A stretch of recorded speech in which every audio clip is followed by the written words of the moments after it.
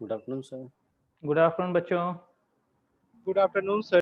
Good afternoon everybody. Good afternoon. Good afternoon sir. Good afternoon बेटा।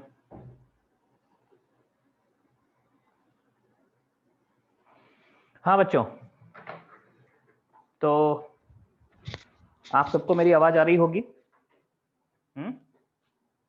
Yes sir. चलिए देखिए, पिछली क्लास में हम लोगों ने जो स्टॉप किया था बच्चों, वो स्टॉप किया था इलेक्ट्रोलिसिस पे।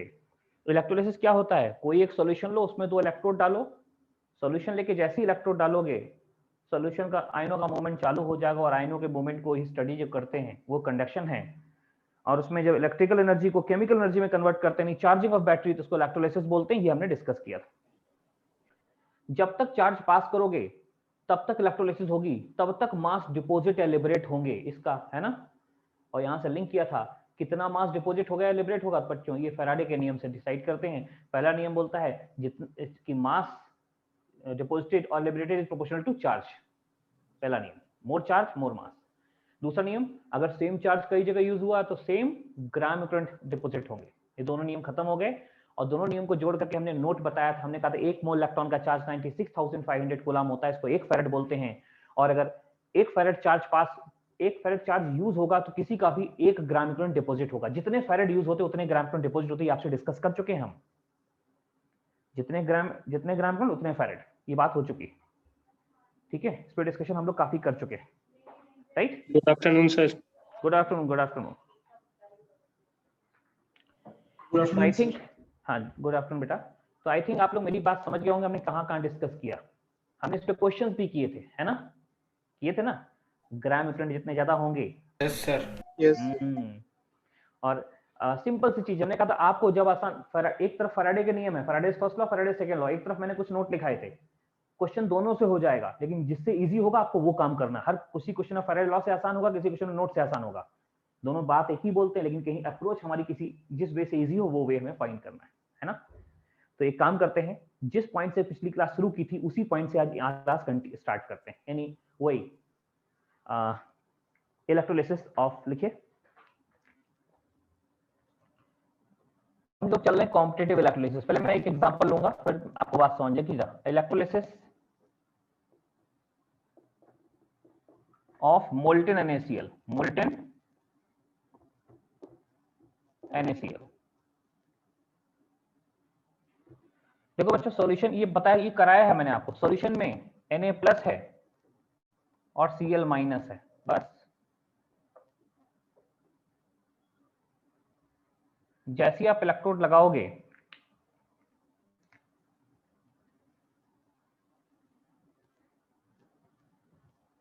सर ये इलेक्ट्रोलिसिस एंड सॉल्यूशन का पार्ट है। हाँ हाँ, नहीं इलेक्ट्रोलिसिस सॉल्यूशन, हाँ वो तो खत्म हो गया ना। जो एग्जांपल कराए थे मैंने आपको, इलेक्ट्रोलिसिस एंड सॉल्यूशन, इलेक्ट्रोलिसिस और भी 1-2 कराए थे ना, इलेक्ट्रोप्लेटिंग, हाँ वो खत्म हो गए। अब उसका मैं एक अगला पॉइंट बताने जा रहे हैं। अगला पॉइंट क्या बताने जा रहा हूं, उसका बेस मैं बना रहा हूं। ये एग्जांपल लेके उसका बेस बनाऊंगा। हालांकि एग्जांपल पहले बता चुका हूं, पहले इसको समझो, मतलब समझो क्या, रिकॉल करो। मैंने सबसे पहला एग्जांपल यही लिया था, देखो। फिर मैं इसमें थोड़ा डिफरेंस बताऊंगा, इसलिए अभी क्वेश्चन नहीं, थोड़ी देर में पूछना। देखो दर, ये सॉल्यूशन भरा हुआ यहाँ पे, है ना बच्चों। ये एनोड हो गया, ये कैथोड हो गया। एनोड पे क्या होगा? ऑक्सीडेशन। कैथोड पे क्या होगा? रिडक्शन। तो देखते हैं एनोड पे क्या होगा। तो देखो, एनोड पे ऑक्सीडेशन होगा, किसका हुआ? एनोड ये है, यहाँ पे एनोड ये पॉजिटिव, यहाँ पे निगेटिव आयन जाएंगे। निगेटिव आयन जैसे ही वहां पहुंचेंगे बच्चों, ये एक्वस हैं, वो क्लोरीन गैस लिबरेट करेंगे और इलेक्ट्रॉन निकलेगा। ये जो निकलेगा ना, ये इलेक्ट्रॉन ऐसे होता हुआ यहाँ पहुंच जाएगा कैथोड पे। और कैथोड पे जो इलेक्ट्रॉन पहुंचेगा तो वहां रिडक्शन होगा, ऐसे कि जो इलेक्ट्रॉन यहाँ पहुंचा उस इलेक्ट्रॉन को सोडियम आयन रिसीव करेगा आके, और सोडियम आयन आए हुए इलेक्ट्रॉन को रिसीव करेगा और सोडियम सॉलिड में डिपॉजिट हो जाएगा। दोनों को जोड़ना है, इलेक्ट्रॉन कैंसिल हो जाने चाहिए। देखो Na+ से यहाँ Na सॉलिड बन गया, और Cl- जो कि एक्वस था से यहाँ से हाफ Cl2 बन गया, इलेक्ट्रॉन कैंसिल हो गए। बच्चों ये इलेक्ट्रोलिसिस ऑफ मोल्टेन NaCl है, एक बार बता चुके हैं आपको, हम ऑलरेडी एक बार बता चुके हैं, ठीक है। तो इसको क्यों बताया? अरे रिकॉल करना है, अगला पॉइंट जो उठाएंगे उसे लिंक करना है, इसलिए। एग्जाम्पल 2 समझो। इसी में अब हम क्या कर रहे हैं, इलेक्ट्रोलिसिस ऑफ एक्वस NaCl। बच्चों एक्वस NaCl को ब्राइन सॉल्यूशन बोलते हैं, BRINE, brine solution. Brine solution कोई नई चीज नहीं है, एक्वस NaCl का ही एक और नाम है। अब इसकी इलेक्ट्रोलिसिस करोगे तो क्या होगा, देखो जरा, समझना मेरे साथ। अब सॉल्यूशन में Na+ आयन है, Cl- आयन जो तो पहले भी था, और इलेक्ट्रोड लगे हुए, ये तो पहले भी थे, लेकिन पहले मोल्टेन था, अभी एक्वस है। यहां आपने बैटरी लगा दी,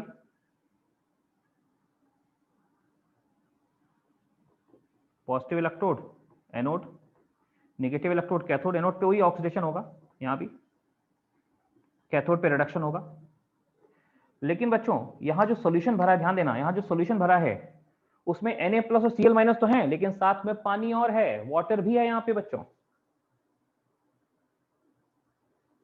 यहां पे वाटर भी है।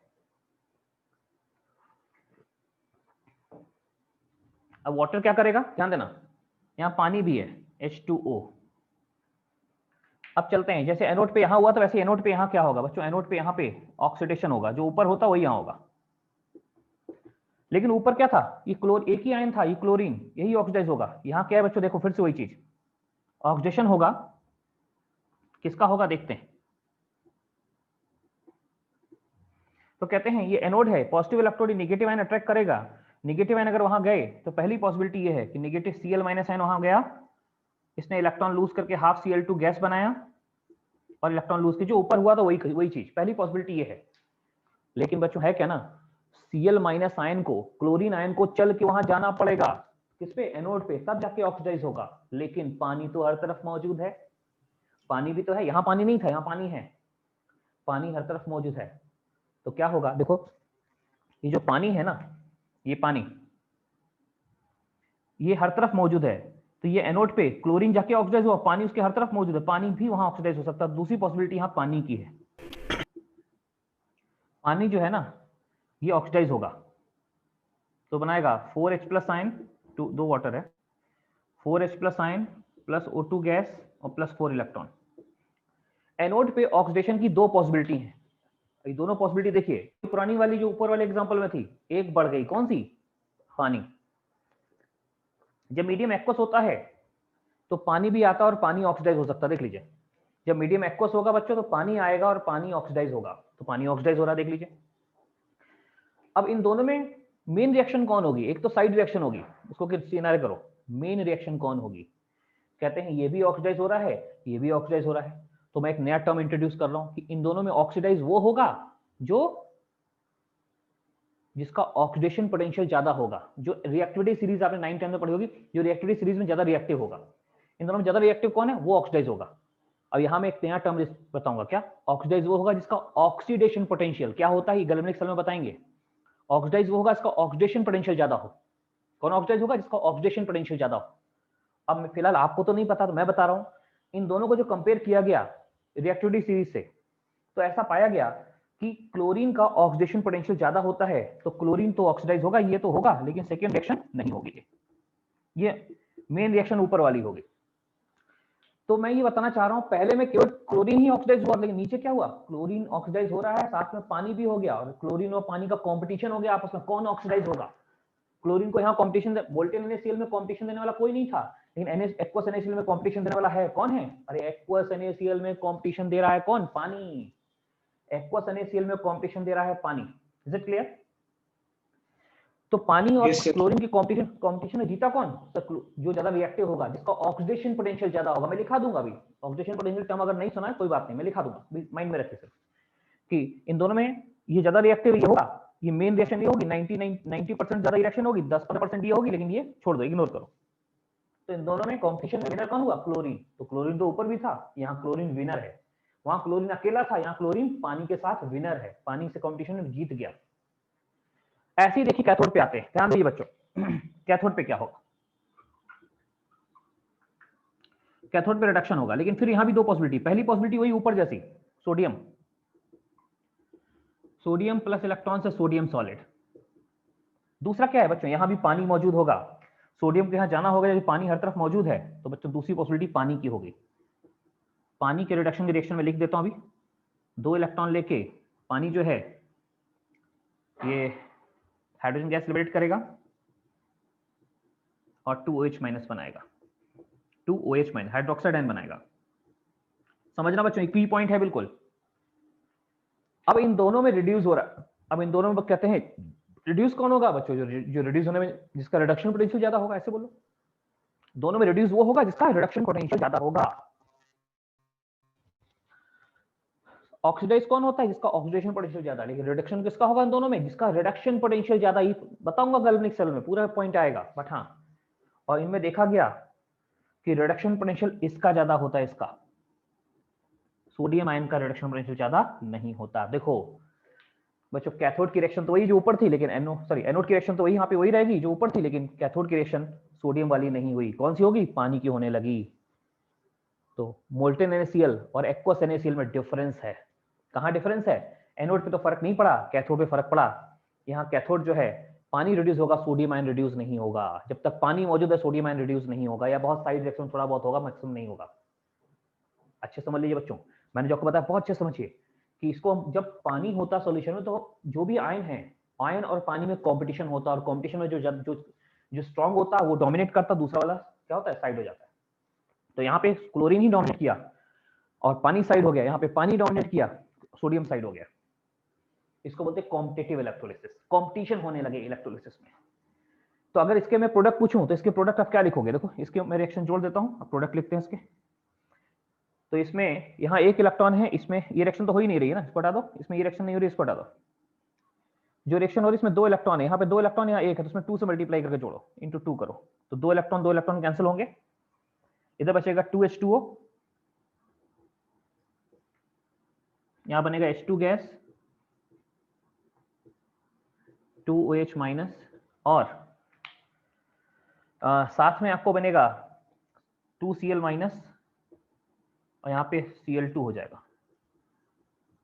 देख लो बच्चों, यहाँ की रिएक्शन में क्या था, Na प्लस Cl माइनस से सोडियम सॉलिड क्लोरीन गैस। यहाँ की रिएक्शन में क्या है, Cl तो है, बैलेंस में आ गया, 2H2O लिक्विड से 2Cl minus, H2 gas, OH minus और Cl2 गैस। तो दोनों की फाइनल रिएक्शन में फर्क आ गया, दोनों की फाइनल रिएक्शन में चेंज आ गया, है ना। तो अब आपको ये एग्जांपल जो पहला बताया, इसको दोबारा क्यों लिखा था कि आप कंपेयर कर पाए। मोल्टेन NaCl में पानी का कोई झंझट नहीं था, लेकिन यहाँ पानी का झंझट है, पानी के बारे में सोचना है।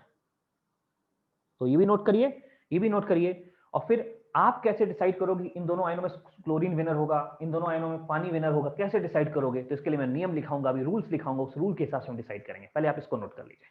और एक चीज समझो, क्या है, इसमें इलेक्ट्रोलिसिस करोगे, इलेक्ट्रोलिसिस चलेगी तो भी ना तो सॉल्यूशन में, देखिए प्रोडक्ट में ना तो H+ आयन बढ़ रहा, ना OH आयन बढ़ रहा। अगर H+ आयन बढ़ रहा होता सॉल्यूशन एसिडिक हो जाता, पीएच घटने लगता। अगर OH आयन बढ़ता, प्रोडक्ट OH आयन बनना शुरू हो जाता, तो सॉल्यूशन बेसिक होता, पीएच बढ़ने लगता। एसिडिक में पीएच घटता, बेसिक में पीएच बढ़ता है। तो यहाँ पे क्या है, ना तो H+ आयन बन रहा प्रोडक्ट में, ना OH आयन, तो ना तो सॉल्यूशन एसिडिक होगा ना बेसिक। लेकिन नीचे देखो, समझ में आ जाए क्या होने जा रहा है। देखो जरा इसमें ओवरऑल रिएक्शन को देखो तो क्या होता है सर, H2 तो छोड़िए, लेकिन ये Cl2 OH रिएक्शन में OH आयन बन रहा है। जैसे जैसे रिएक्शन प्रोसीड होगी वैसे वैसे OH आयन बनेगा, और OH आयन बन रहा है, सॉल्यूशन बेसिक हो रहा है। और सॉल्यूशन बेसिक हो रहा है तो क्या होगा, क्या क्वेश्चन बन सकता है, सॉल्यूशन बेसिक होने में पीएच बढ़ रहा है। यही नहीं, अगर आपने 11th में पढ़ा होगा, ठीक है, बोर्ड्स में तो पढ़ ही लेते, जल्दी हो सकता है कई बार क्लास में इग्नोर कर दिया जाए, कि Na sodium hydroxide S block element है, इसका इंडस्ट्रियल प्रोडक्शन तो क्या होता है, देखो ना, इसी से होता है, ब्राइन से ही होता है। इसमें क्या हुआ, ये सोडियम आयन बचा हुआ है, ये सोडियम आयन बचा हुआ और ये OH बन गया। देखो जरा इसी रिएक्शन में बचा हुआ सोडियम आयन बने हुए OH आयन से जोड़ करके एक, दोनों मिलकर के बाई प्रोडक्ट NaOH बना देते हैं। NaOH एक बाई प्रोडक्ट होता है इस रिएक्शन का, देख लीजिए कैसे। सोडियम आयन बचा हुआ सॉल्यूशन में और OH आयन बन गया, बचा हुआ सोडियम आयन बना हुआ OH आयन आपस में डिफ्यूज होकर NaOH एक बाई प्रोडक्ट बनाते हैं। बल्कि सोडियम हाइड्रोक्साइड को बनाने का इंडस्ट्रियल प्रोसेस यही है, ब्राइन की इलेक्ट्रोलिसिस, ऐसे ही बनता है। नोट करो, इन दोनों का डिफरेंस लाइन में लेते हो, नोट करो बच्चों। मैं फोटो लेता हूं, आप लोग नोट करो। फोटो के लिए फोन लाना होगा, एक मिनट में फोन लेके आता हूं, आप लोग नोट करो, मैं फोन ले आता हूं।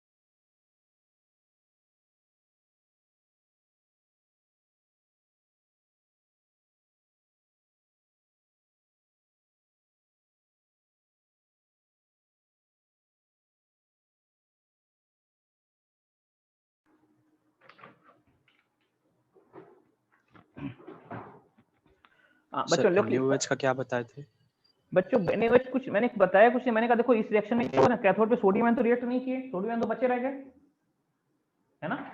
जब रिएक्शन हुई नहीं सोडियम आयन बच गए, सोडियम आयन बच गए, लेकिन हुआ क्या, यहाँ पे OH आयन बन गए, तो बचे हुए Na+ आयन और बने हुए OH आयन, Na+ और OH मिलकर आपस में क्या बन जाएंगे बताओ, क्या बोलेंगे उसको, NaOH, है ना?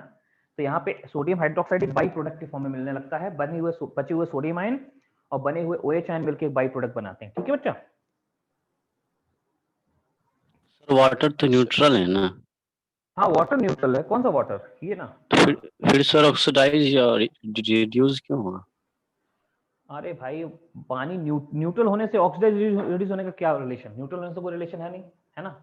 हाँ अगर कुछ कंपाउंड हैं, इसके तो हम रिएक्टिविटी सीरीज देखेंगे ना, रिएक्टिविटी सीरीज तो आप 10 से पढ़ते हैं 9 से, रिएक्टिविटी सीरीज के साथ डिसाइड कर रहे हैं हम लोग। अब कि आप देखेंगे एनसीईआरटी में पूरी एक भर पेज की रिएक्टिविटी सीरीज दी हुई है, उसके आधार पर डिसाइड किया कि हाँ पानी रिएक्टिविटी सीरीज में देख सोडियम और पानी को देखा गया तो पानी रिड्यूस होने में ज्यादा रिएक्टिव है, रिड्यूस होने में ज्यादा एक्टिव है। ठीक है, खैर मैं अभी नियम लिखाता हूँ कि जब कॉम्पिटिशन पानी का किसी आयन के साथ होगा तो ऑक्सीडाइज आयन होगा कि पानी होगा, रिड्यूस आयन होगा कि पानी होगा, पानी जहां भी होगा पानी ऑक्सीडाइज भी हो सकता है, पानी रिड्यूस भी हो सकता है। ठीक है, पानी ऑक्सीडाइज भी होगा और पानी रिड्यूस भी होगा। ठीक है, अब इन्होंने पूछा सर पानी कैसे होगा, पानी में तो आयन ही नहीं है, तो कैसे ऑक्सीडाइज रिड्यूस होगा? इनकी बात काफी हद तक सही भी है कि ऑक्सीडाइज रिड्यूस होने के लिए आयन होना जरूरी है, पानी में तो आयन ही नहीं है ना? तो क्या होना चाहिए फिर? पोलर है इसलिए नहीं, एक्चुअली होता क्या बच्चों, बात आपकी पोलर क्या, पानी में आयन होते ही नहीं है और पोलरिटी भी बहुत कम होती है क्या?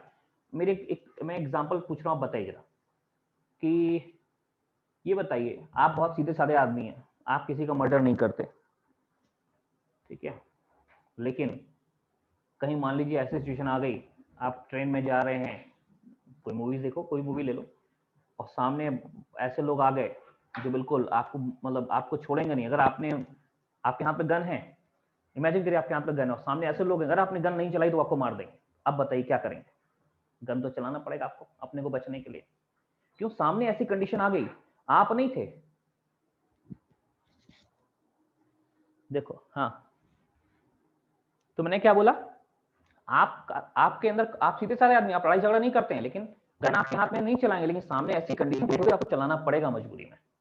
वैसे ही सोचो, वाटर आयन नहीं है अपने अंदर, आयन नहीं है, ना ऑक्सीडाइज होगा ना रिड्यूस होगा, लेकिन सामने ऐसी कंडीशन क्रिएट होगी, करना पड़ेगा। कैसे? ध्यान दो, जैसे ही ध्यान दीजिए, ये क्लोरीन इलेक्ट्रॉन रिलीज करेगा, ये पानी इधर है कैथोड के, देखिए पानी रिड्यूस क्यों हुआ, ध्यान दीजिए, इन दोनों में कंपेयर करते हैं।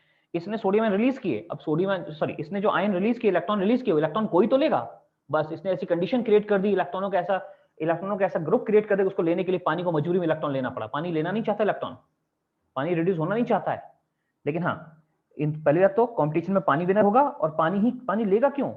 पानी तो लेना नहीं चाहिए सर, इसलिए ले रहा है कि सामने वाला इलेक्ट्रॉन दे रहा है, तो सामने उसको इलेक्ट्रॉन लेना पड़ेगा, सामने इलेक्ट्रॉन प्रोवाइड करने वाला है। अगर सामने इलेक्ट्रॉन प्रोवाइड करने वाला नहीं होता तो पानी रिड्यूस नहीं होता। सामने वाले ने कंडीशन क्रिएट कर दी ऐसी कि इसको रिड्यूस होना पड़ा, राइट? मैं फिर बोल रहा हूं, सामने वाले ने ऐसी कंडीशन क्रिएट कर दी, इसको रिड्यूस होना पड़ा, रिड्यूस होना नहीं चाहता, पड़ा मजबूरी में। अभी चीजें और आगे होंगी, बहुत सारे एग्जांपल और लेने हैं। इलेक्ट्रोलाइसिस 2 क्लास में खत्म होगा, क्योंकि इसमें इसका लास्ट का पार्ट काफी इंटरेस्टिंग है, काफी रिलेट करने वाला जो भी पढ़ रहे हैं हम लोग। आई थिंक ये आप नोट कर चुके होंगे, इस पे हम और बात करेंगे कि कैसे डिसाइड करेंगे। तो डिसाइड कैसे करेंगे उसके लिए लिखिए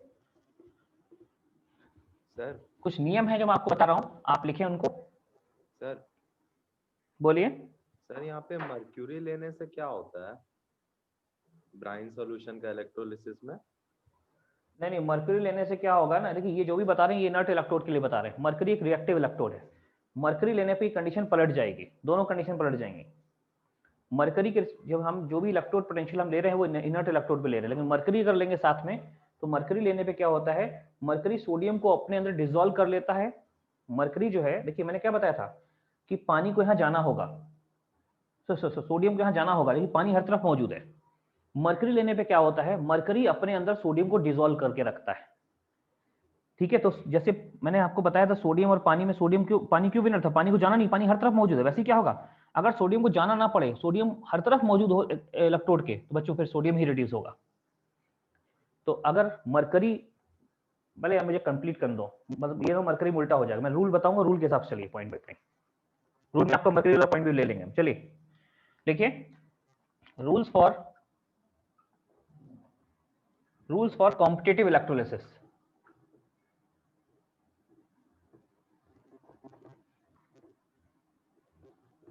rules for competitive electrolysis. Competitive मतलब पानी के संग कॉम्पिटिशन हो जाए।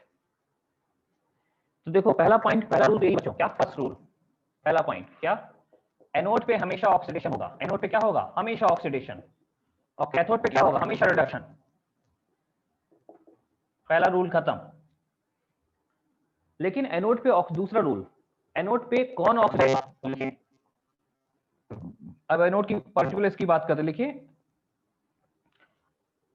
आउट ऑफ मैनी आयंस, ये दो आयन और molecule, out of many ion और मॉलिक्यूल, एनोड पे ऑक्सीडाइज वही होगा जिसका ऑक्सीडेशन पोटेंशियल ज्यादा हो, भी स्टैंडर्ड वाला। लिखिए आयन और molecule having high standard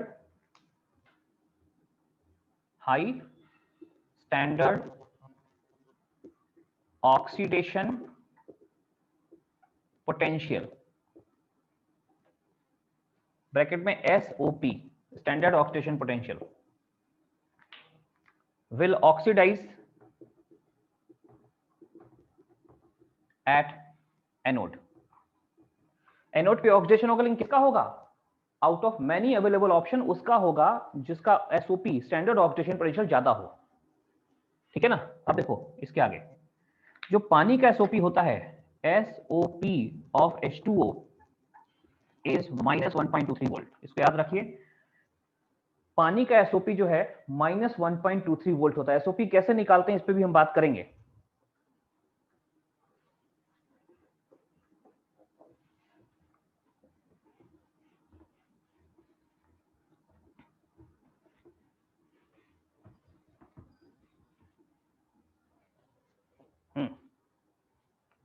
SOP कैसे निकालते हैं इस पे भी हम लोग बात करेंगे। ठीक है बच्चों।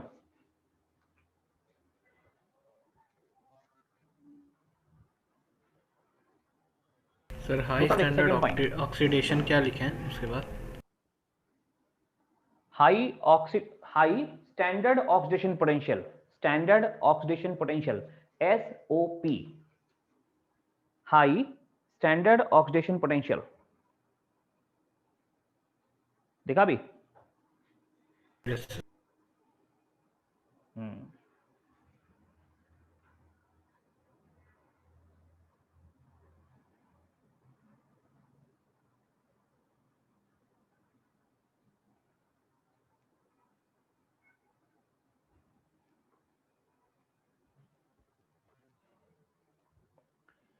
अच्छा जी, अब देखो पानी के बारे में देखते हैं। पानी ये रहा H2O,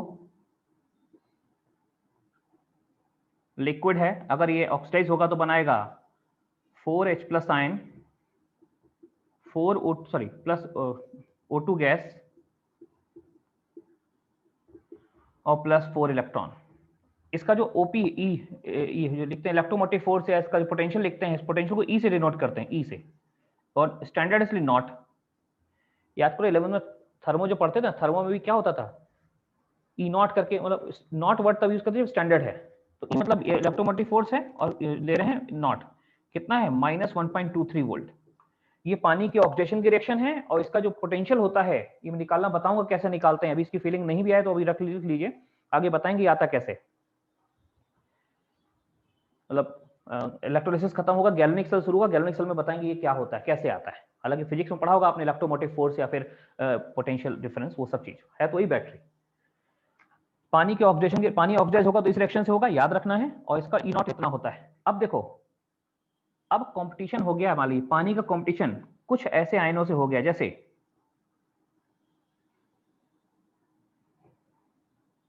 ions with high SOP, तो ये ऑक्सीडाइज होंगे। यहां लिखेंगे ions with low SOP, ions with low SOP, SOP मतलब पानी से कंपेयर कर रहे हैं, ये ऑक्सीडाइज नहीं होंगे। तो आयन जिनका एसओपी कम होता है पानी से, वो दो आयन आपको लिखा रहा हूं मैं, याद रखिएगा, सल्फेट आयन और nitrate ion. Sulphate ion, nitrate ion ऐसे आयन होते हैं जिनका एसओपी पानी से कम होता है। अगर सल्फेट आयन और पानी आपस में आ गए तो पानी ऑक्सीडाइज होगा, सल्फेट आयन ऑक्सीडाइज नहीं होगा। Same is the case with nitrate ion, NO3 minus ion. ठीक है, अच्छा, पहले तो ये ऑक्सीडाइज हो नहीं रहा, लेकिन अगर कभी सल्फेट आयन को, मान लो बच्चों पानी नहीं है, खाली सल्फेट आयन है, कॉम्पिटिशन है नहीं, तो सल्फेट आयन कैसे ऑक्सीडाइज होगा? देखो ऐसे, SO4 माइनस माइनस, अगर ऑक्सीडाइज होगा तो दो सल्फेट आयन होंगे, बन जाएगा H2O8 माइनस माइनस, और दो इलेक्ट्रॉन निकल जाएंगे ऐसे। याद रखो, कभी अगर इसको ऑक्सीडाइज होना पड़ा, हालांकि इसकी जरूरत आपको बहुत कम पड़ेगी, नहीं पड़ने जा रही। ये तो ऐसे टाइम पास में लिखा दिया है क्या? अगर पानी और सल्फेट आयन में ऑक्सीडाइज हो तो पानी ही ऑक्सीडाइज होगा, सल्फेट आयन ऑक्सीडाइज नहीं होगा। अगर पानी है ही नहीं तब सल्फेट आयन को ऑक्सीडाइज करना इस रिएक्शन से। अच्छा, कुछ आयन ऐसे होते हैं जो कभी ऑक्सीडाइज नहीं होते, इनमें आ जाते हैं क्लोरीन, ब्रोमीन, आयोडीन। ये आयन हैं, अगर इन आयनों की कॉम्पिटिशन पानी से हो गया तो ये आयन खुद ऑक्सीडाइज होंगे, पानी को ऑक्सीडाइज नहीं होने देंगे। क्लोरीन, ब्रोमीन, आयोडीन ये खुद ऑक्सीडाइज होंगे, पानी को ऑक्सीडाइज नहीं होने देंगे, राइट?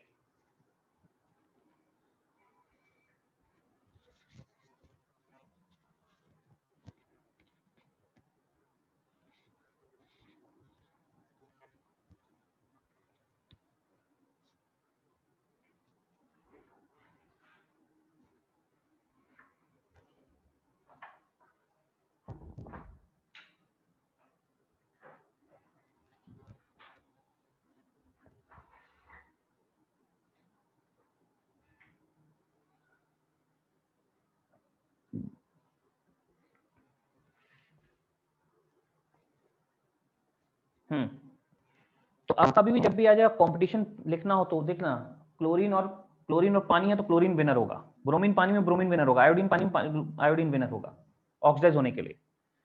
ठीक है, रिड्यूस होने की बात करिए तो सल्फेट और पानी में पानी ऑक्सीडाइज होगा, सल्फेट नहीं होगा। ध्यान रखना इन चीजों, कुछ चीजें लिखो और उनको याद रखो। मैंने कहा था नियम में बता दूंगा, आपको याद रखना होगा, इसको रखिए। अच्छा, मान लो बच्चों बेसिक मीडियम हुआ, अगर मीडियम बेसिक हुआ तो वहां पे OH आयन भी होंगे और वो खुद ही ऑक्सीडाइज होंगे। देखिए तीसरा पॉइंट इसी का, बी का third, if medium is basic, if medium is basic then OH ion will oxidize।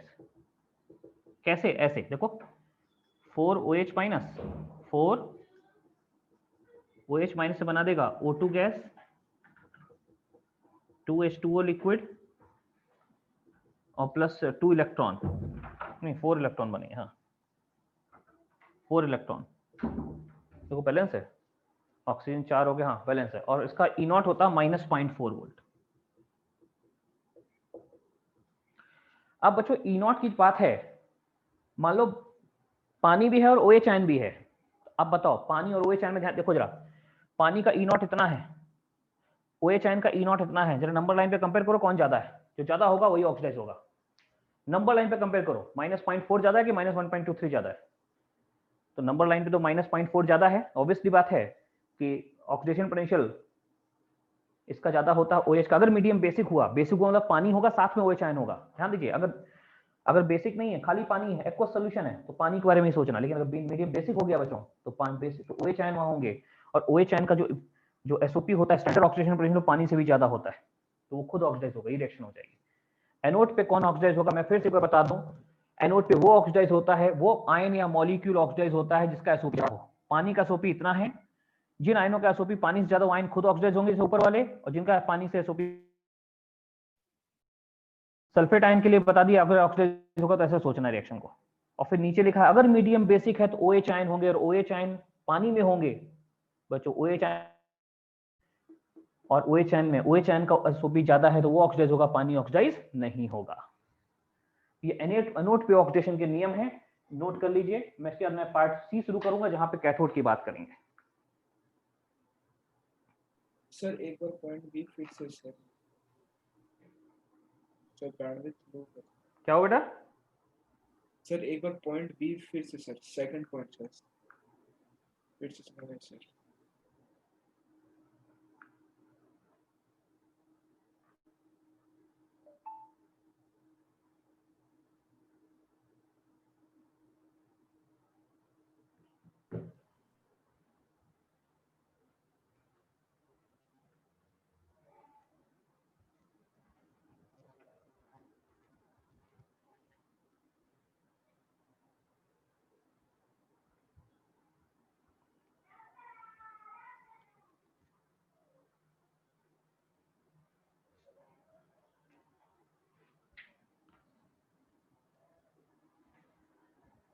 Question लिख लिया ना सभी ने? Yes, sir. ये इलेक्ट्रोलिसिस का आखिरी पार्ट है, last part. Sir competitive electrolysis, competition हो जाए, कंपटीशन हो जाएगा पानी के साथ, है ना? और मीडियम बेसिक है तो पानी का भी वो फिर OH आयन आ गए, वो पानी से भी सुपर होता है, पानी कंपटीशन उससे होगा फिर। सर तो पार्ट ए हो गया, पार्ट बी हो गया। आइए पार्ट सी डिस्कस करें। पार्ट ए में था एनोड पे ऑक्सीडेशन, कैथोड पे रिडक्शन। सर क्या हो बेटा, फिर से बोलो। हाँ कोई कुछ बोल रहा था शायद आपको। बोलो सर सर एनसीईआरटी में दिया हुआ बेटा, है आपकी आवाज आई और चली गई, फिर से बोलिए क्या बोल रहे हैं। सर एनसीईआरटी में जो चार्ट दिया हुआ है उसमें क्लोरीन का एसओपी -1.36 दिया हुआ है।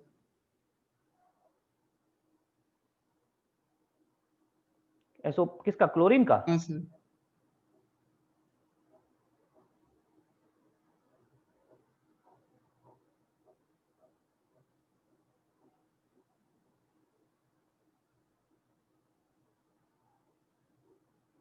ऐसा दिया हुआ क्या? आई डोंट थिंक सो, अभी तो हमने डिस्कस किया ही आपसे ये।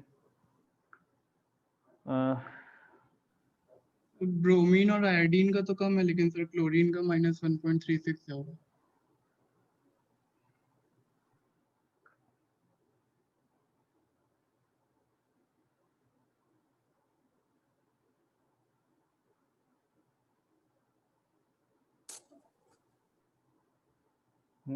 ऐसा तो नहीं होना चाहिए, इतना कम तो नहीं है इसमें, क्योंकि क्लोरीन ही बिना, ठीक बेटा क्लोरीन कॉन्सेंट्रेट तो नहीं, क्लोरीन वेरी डाइल्यूट सॉल्यूशन दिया हो सकता, दिया हो क्लोरीन में वेरी डाइल्यूट सॉल्यूशन दिया हो सकता है, ठीक है।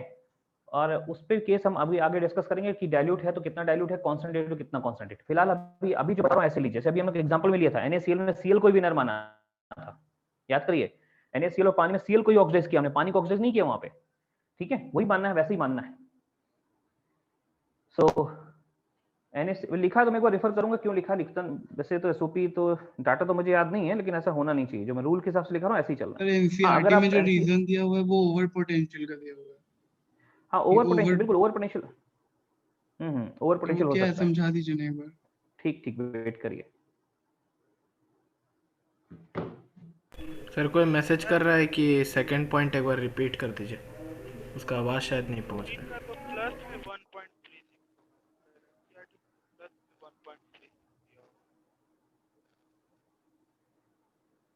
बेटा सेकंड पॉइंट में मैंने यही बोला था कि पानी का एसओपी जो है इतना होता है -1.2, जिनका एसओपी इससे ज्यादा होगा वो खुद ऑक्सीडाइज होंगे, जिनका एसओपी इससे कम होगा वो ऑक्सीडाइज नहीं होंगे।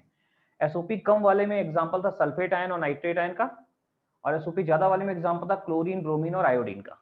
इनके एसओपी जो होते हैं पानी से ज्यादा होते हैं, ठीक है, नॉर्मल कंडीशन में। अच्छा, और ऐसे नीचे लास्ट में लिखा था अगर मीडियम बेसिक है, लाफी पॉइंट क्या है, अगर मीडियम बेसिक है, लास्ट पॉइंट में देखिए अगर मीडियम बेसिक है तो OH आयन खुद ऑक्सीडाइज होंगे, ठीक है। इतने नियम याद रखिए, इनको अप्लाई मैं करवाता हूं थोड़ी देर में क्वेश्चंस में भी, ठीक है। फिर जो भी पॉइंट्स इंपॉर्टेंट पॉइंट पे क्वेश्चन हो सकते हैं। चलिए पार्ट सी लिखिए, कैथोड पे क्या होगा, रिडक्शन होगा। फर्स्ट पॉइंट लिखिए, आयन और मॉलिक्यूल हैविंग हाई, अब बच्चों यहां पे स्टैंडर्ड रिडक्शन पोटेंशियल आ जाएगी, यहां ऑक्सीडेशन था, यहां का reduction, standard potential SRP having high standard reduction potential will reduce at cathode, will reduce at cathode, ठीक है। अब यहां भी देखो, जो पानी होता है ना बच्चों, पानी का स्टैंडर्ड रिडक्शन पोटेंशियल भी मैं लिखता हूं, ये 0.83 वोल्ट होता है।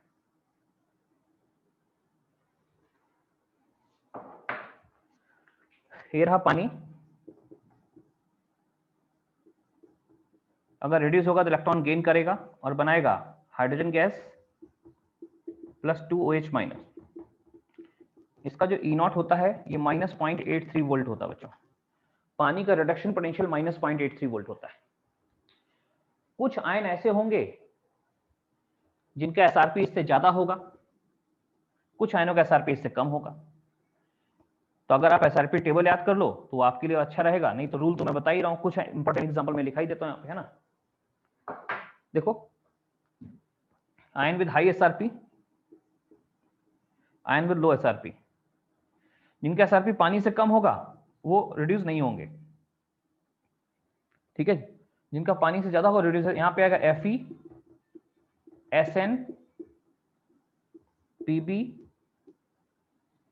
Fe, SN, Pb, निकल और जिंक।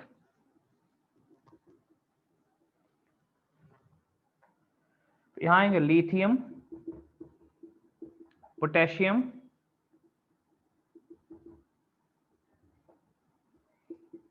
Calcium, sodium. ये कुछ ऐसे आयन हैं जिनका स्टैंडर्ड रिडक्शन पोटेंशियल जो है वो पानी से कम होता है, पानी से कंपेयर करने पे कम आता है, तो पानी के सामने रिड्यूस नहीं होंगे। हाँ, पानी के सामने रिड्यूस नहीं होंगे, हाँ ऑक्सीडाइज हो सकते हैं, रिड्यूस नहीं होंगे। तो ये आयन जो है पानी के सामने रिड्यूस नहीं होंगे, जबकि ये पानी के सामने रिड्यूस होंगे। तो बाकी तो अल्टीमेटली गेम क्या है, जिसका एसआरपी ज्यादा है वो रिड्यूस होगा। सिंपल चीज, माइंड में लाइन, दिमाग में एक पॉइंट रखना है क्या, अगर क्वेश्चन में सबके एसआरपी दे दिए हैं तो जो एसआरपी दिए उन्हीं को कंपेयर करो, फिर नियमों को किनारे कर दो। लेकिन अगर एसआरपी नहीं दिए हैं, आपको अपने हिसाब से सोचना है, ठीक है। तो आपके पास दो ऑप्शन है, या तो वो पूरी जो एनसीईआरटी में जो टेबल दी हुई है पीरियोडिक, सॉरी वो रिएक्टिविटी सीरीज को याद कर लो, है ना। अदरवाइज आप ही नियम के हिसाब से चलो। लेकिन हाँ, लॉजिक एक ही है, जिसका एसआरपी ज्यादा होगा वो रिड्यूस होगा, इसका एसओपी ज्यादा वो ऑक्सीडाइज होगा, ठीक है। अच्छा, यहां पे एक चीज और आती है क्या, अगर मीडियम एसिडिक है, ध्यान रखो बच्चों, अगर मीडियम एसिडिक है तो H+ आयन होंगे और H+ आयन ही रिड्यूस होंगे।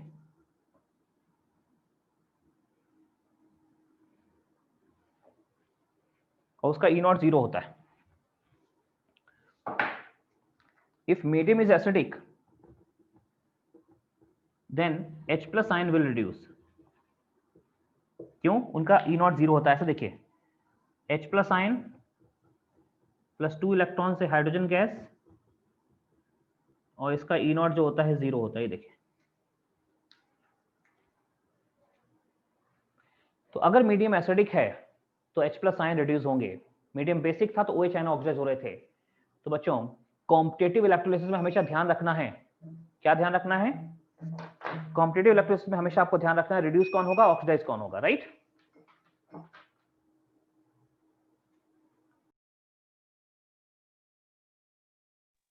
सर इसका रीजन क्या होता है H+ आयन का एसिडिक मीडियम में रिड्यूस होने में?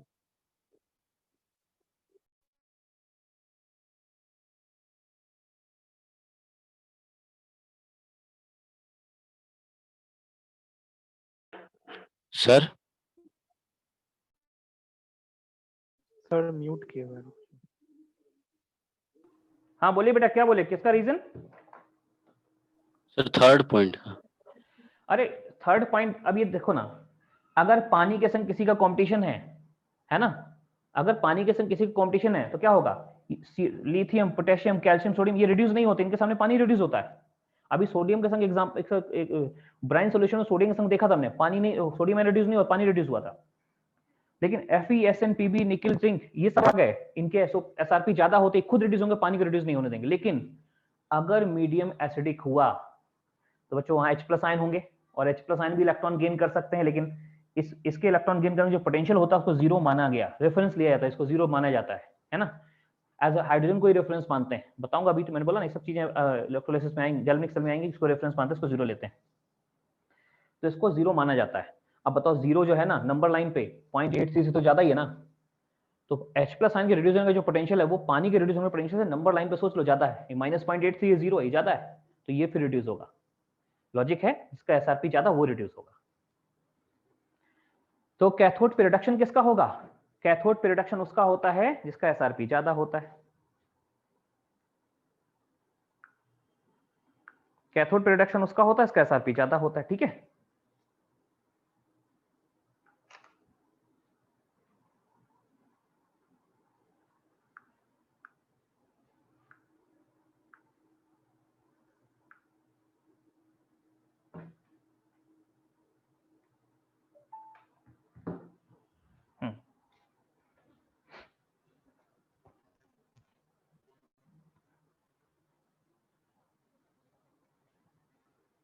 चलिए बच्चों हम समझ गए, ऑक्सीडाइज वो होगा इसका जो सॉरी एनोड पे ऑक्सीडेशन कैथोड पे रिडक्शन हमेशा होगा। एनोड पे ऑक्सीडेशन किसका होगा, इसका एसओपी ज्यादा हो, आउट ऑफ मेनी पॉसिबिलिटी जिसका एसओपी ज्यादा वो ऑक्सीडाइज होगा। कैथोड में रिड्यूस क्या होगा, आउट ऑफ मेनी पॉसिबिलिटी वो रिड्यूस होगा, इसका एसआरपी ज्यादा है। क्लियर, ये पॉइंट समझ में आ गया। लेकिन ध्यान रखिए ये जो पार्ट ए बी सी बनाए हैं ये तीनों पार्ट तभी वैलिड बच्चों जब इलेक्ट्रोड इनर्ट हो। ये पॉइंट तभी वैलिड है जब इलेक्ट्रोड क्या हो, इनर्ट हो। तो लिखिए पार्ट डी लिखें, all the above points are valid. Part D लिखिए बच्चों, part D, all the above points, above rules are valid if electrodes are inert. Inert मतलब made of graphite or platinum. If electrodes are inert, तो भाई अगर electrode inert नहीं हो तो बच्चों इलेक्ट्रोड खुद रिएक्शन में पार्टिसिपेट करेंगे, है ना। तो उसमें लिखें in case of reactive electrode, फिर क्या होगा, in case of reactive electrode ध्यान रखिए कैथोड पे तो कोई फर्क नहीं होगा, जो नियम थे वही चलेंगे, लेकिन एनोड की किस्मत बदल जाएगी। एट कैथोड कुछ नहीं वही होगा जो पहले हो रहा था, बट एट एनोड कुछ नया होना शुरू हो जाएगा। तो ऐसा बोलते हैं अगर इलेक्ट्रोड रिएक्टिव हो गया, रिएक्टिव का मतलब प्लैटिनम ग्रेफाइट के बने हुए नहीं है, किसी दूसरी मेटल के बने हुए जो ऑक्सीडाइज या रिड्यूस हो सकती है, वो रिएक्टिव इलेक्ट्रोड हो गए। तो अगर इलेक्ट्रोड रिएक्टिव हो गए तो रूल्स कैथोड पे नो चेंज, मतलब जैसा पहले हो रहा था same rules will be applicable, same rules जो बताए थे same rules will be applicable जो पहले बताए। लेकिन बच्चों एनोड पे कोई नियम नहीं लगेगा, सारे नियमों को किनारे करते हुए एनोड खुद ऑक्सीडाइज होना शुरू हो जाएगा, खुद एटम एनोड का एक एटम निकल करके सॉल्यूशन में जाना शुरू हो जाएगा, एटम डिसॉल्व होना शुरू हो जाएगा। तो एनोड कहते हैं anode itself will oxidise, anode itself will oxidise, सारे नियमों को किनारे करते हुए खुद ऑक्सीडाइज होगा। लिख लीजिएगा कोई नियम नहीं लगेगा इस पे, एनोड इटसेल्फ विल ऑक्सीडाइज, सारे नियमों को किनारे करते हुए एनोड खुद ही ऑक्सीडाइज होना शुरू हो जाएगा। ठीक है, सारे नियमों किनारे करते हुए एनोड खुद ही ऑक्सीडाइज होना शुरू हो जाएगा। सर सर सर हाँ बोलिए। सर एनोड तो पॉजिटिव टर्मिनल होता है ना, तो उसका हाँ। उसका ऑक्सीडेशन क्यों होगा? बेटा जब पॉजिटिव होता है, पॉजिटिव मतलब पॉजिटिव, नहीं पॉजिटिव तो कन्वेंशन है, और पॉजिटिव चार्ज आया कैसे, पॉजिटिव चार्ज कब आता है, इलेक्ट्रॉन लूज कर देता है, तो इलेक्ट्रॉन लूज करेगा इसलिए उसको पॉजिटिव चार्ज आया। और मैंने बताया था लास्ट क्लास में पॉजिटिव है इसलिए नेगेटिव आयनों को अट्रैक्ट करता है, नेगेटिव आयन उसके पास जाते हैं और इलेक्ट्रॉन लूज कर देते हैं, इसलिए ऑक्सीडेशन वहां पे होता है। तो अभी मैंने जो आपको बताया कि सारे नियमों किनारे करते हुए एनोड की किस्मत बदलती है, कैथोड पे वही नियम लगते रहेंगे, कैथोड पे कोई फर्क नहीं पड़ेगा, एनोड की किस्मत बदल जाएगी। ठीक है, और ये केस ऑफ इसके एग्जांपल होते हैं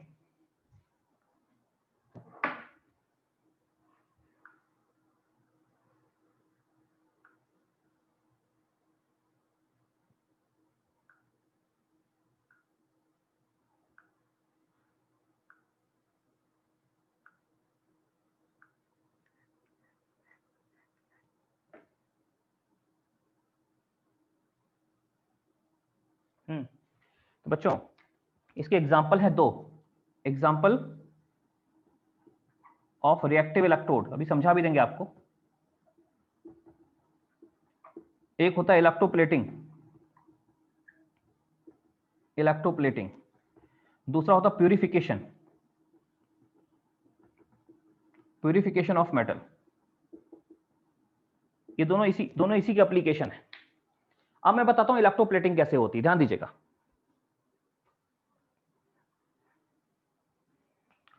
देखो इसमें ऐसे जिस ऑब्जेक्ट को प्लेट करना, जिस ऑब्जेक्ट को प्लेटिंग करनी बच्चों, उसको आप क्या बनाओ, उसको बनाओ कैथोड।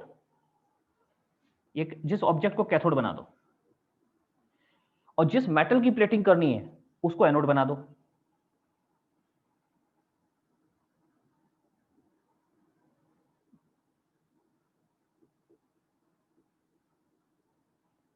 जिस की प्लेटिंग करनी है उसको एनोड बना दो, ठीक है। और इसी मेटल का सोल्यूशन ले लो, मेटल सोल्यूशन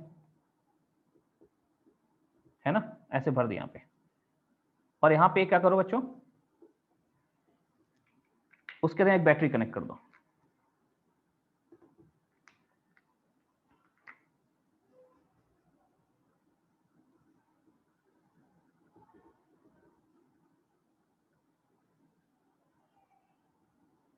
अब यहां क्या होने जा रहा है समझिएगा जरा,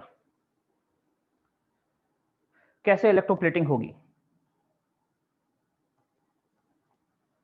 आपने एक ऑब्जेक्ट जिस पे प्लेटिंग करनी है उसको लगा दिया, फिर जिस मेटल की प्लेटिंग करनी है उसी मेटल को आपने एनोड बना दिया और उसी का सॉल्यूशन ले लिया। मान लो आपको सपोज आपको सिल्वर प्लेटिंग करनी है, तो सिल्वर मेटल का एनोड लगा दो और सिल्वर का सॉल्यूशन ले लो। अब होगा क्या, ध्यान दीजिए कैथोड पे क्या होगा। सपोज मैं सिल्वर ले रहा हूं यहाँ पे, तो आपको कहना है सिल्वर और यहाँ सिल्वर आयन हो गए, सिल्वर और सिल्वर आयन हो गए। अब होने क्या जा रहा है देखो, एनोड पे, कैथोड पे तो वही होगा। कैथोड बच्चों, कैथोड पे क्या होने जा रहा है समझिए। कैथोड ये ऑब्जेक्ट है, यहाँ क्या होगा, इस सॉल्यूशन से मेटल आएगी, भाई नेगेटिव इलेक्ट्रोड है, पॉजिटिव मेटल को अट्रैक्ट करेगा, सिल्वर आयन वहां जाएंगे, इलेक्ट्रॉन गेन करेंगे, उस पर रिड्यूस हो जाएंगे। देखिए तो कैथोड पे तो वही लग रहा है। कैथोड पे मैंने कहा तो कैथोड पे सेम रूल एप्लीकेबल, सेम नियम वही लगेंगे जो लग रहे थे। यानी सॉल्यूशन में सिल्वर कैथोड नेगेटिव इलेक्ट्रोड है, negative electrode positive ion attract करेगा, पॉजिटिव आयन वहां गए, इलेक्ट्रॉन गेन करके रिड्यूस हो गए। अच्छा, अब बात आई एनोड पे क्या होगा। तो एनोड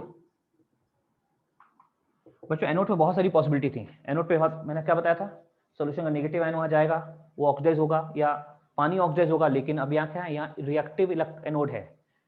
रिएक्टिव मतलब ग्रेफाइट और उसका प्लैटिनम का बना नहीं है, सिल्वर का बना है। सिल्वर खुद ऑक्सीडाइज होगा, तो होगा क्या, ध्यान देना, इसमें से कहीं किसी भी इसकी सरफेस से एक सिल्वर का एटम निकलेगा, जहां निकलेगा उसी जगह खाली हो जाएगी। सिल्वर एटम निकल के सॉल्यूशन में आएगा, सिल्वर एटम निकल के सॉल्यूशन में आएगा। ऐसे सिल्वर सॉलिड था, ये सॉल्यूशन में आएगा यानी सिल्वर आयन बन के, और एक इलेक्ट्रॉन लूज करेगा। ध्यान दीजिएगा, सरफेस से कोई एक एटम निकलेगा, सॉल्यूशन में आएगा आयन बन के, और इलेक्ट्रॉन वहीं छोड़े, इलेक्ट्रॉन ऐसे वहीं छोड़े जाएगा।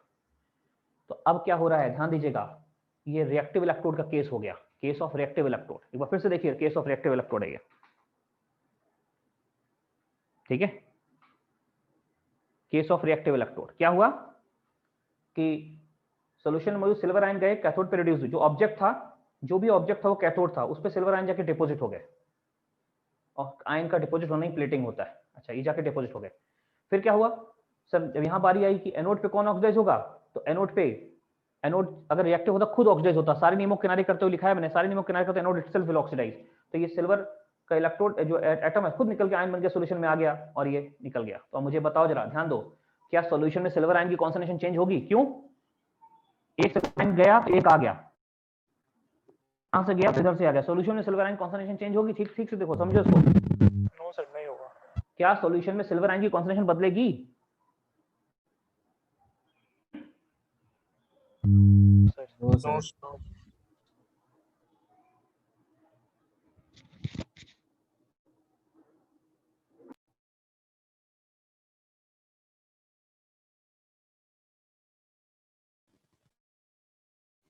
आप लोगों की आवाज कई बार आना बंद हो जाती है। सर नहीं होगा सर वो। हाँ, क्या हुआ, एक आयन गया रिड्यूस होके तो एक आयन आ गया, इधर से एक आयन गया तो इधर से एक आयन आ गया। मतलब सॉल्यूशन में, बल्कि इस आयन को इधर मत बनाओ, सॉल्यूशन में कहीं भी सिल्वर आयन बना दो, मतलब यही आयन गया, तो आपको समझ में ज्यादा अच्छे समझ में आएगा कि सिल्वर आयन एक यहाँ रिड्यूस, एक गया तो एक आ गया, है ना। एक सिल्वर आयन सॉल्यूशन से गया तो इसकी जगह भरपाई कर। सॉल्यूशन में सिल्वर आयन की कॉन्सेंट्रेशन में चेंज नहीं होगा। क्यों? जो आयन जिसका मेटल था, जिसका एनोड था, उसी का सॉल्यूशन था, तो एक आयन गया एक आ गया। सॉल्यूशन में सिल्वर आयन कॉन्सेंट्रेशन नहीं बदलेगी, सॉल्यूशन में सिल्वर आयन कॉन्सेंट्रेशन नहीं बदलेगी। ये है case of reactive electrode. Sir, हाँ बोलिए। सर अगर इलेक्ट्रोलाइट हम सेम मेटल का नहीं लेंगे तब इलेक्ट्रोप्लेटिंग होगा या नहीं? देखो बेटा, अगर सेम मेटल का नहीं लोगे ना, देखो जब पहली बात तो ये समझो कि इलेक्ट्रोप्लेटिंग इसका एक एप्लीकेशन है जो हम फायदे के लिए कराते हैं, है ना। अब मान लो आपने कोई दूसरा मेटल सॉल्यूशन ले, ये कोई दूसरा ले, तो क्या होगा, सबसे पहले क्या होगा, पहले तो एक सिल्वर एटम गया, पहली बार जब पहला वाला होगा तो एक सिल्वर एटम यहाँ से यहाँ गया, हो गया रिड्यूस। उसकी जगह यहाँ मेटल, जो भी मेटल उसका एटम, उसका आयन आ गया। अब सॉल्यूशन में दो आयन हो गए। कौन सा? एक जो ऑक्सीडाइज होकर आया वो, अगर मेटल, अभी मेटल ये दोनों डिफर किए तब की मैं बात कर रहा हूँ। सिल्वर से एक एटम चला गया पहली बार, लेकिन जो दूसरा एटम जाएगा वो सिल्वर का जाएगा कि इस मेटल से है, वो जाएगा, डिपेंड करेगा किसका एसआरपी ज्यादा है। वहां कॉम्पिटिशन फिर उन आयनों में हो जाएगा, सोल्यूशन में मौजूद आयनों में, ठीक है ना। इलेक्ट्रोप्लेटिंग एक कंस्ट्रक्टिव यूज है, कंस्ट्रक्टिव एप्लीकेशन है। अगर हमें ये कराना है तो बेटर होता है कि जिसका, अगर इलेक्ट्रोप्लेटिंग कराना है तो जिस मेटल का एनोड लो उसी का सोल्यूशन लो, तभी इलेक्ट्रोप्लेटिंग कंस्ट्रक्टिव है, नहीं तो फिर तो कराना ही नहीं है। फिर कंपटीशन चालू हो जाएगा, दूसरा आयन आ जाएगा सोल्यूशन में, तो ठीक है।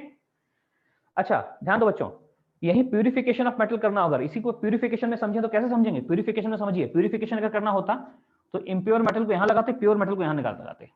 अगर मान लो कोई सिल्वर का इम्प्योर मेटल को प्योर करना है तो सिंपल की 2 रॉड लो सिल्वर की, एक प्योर सिल्वर लो यहां लगाओ, एक इम्प्योर सिल्वर यहां लगाओ।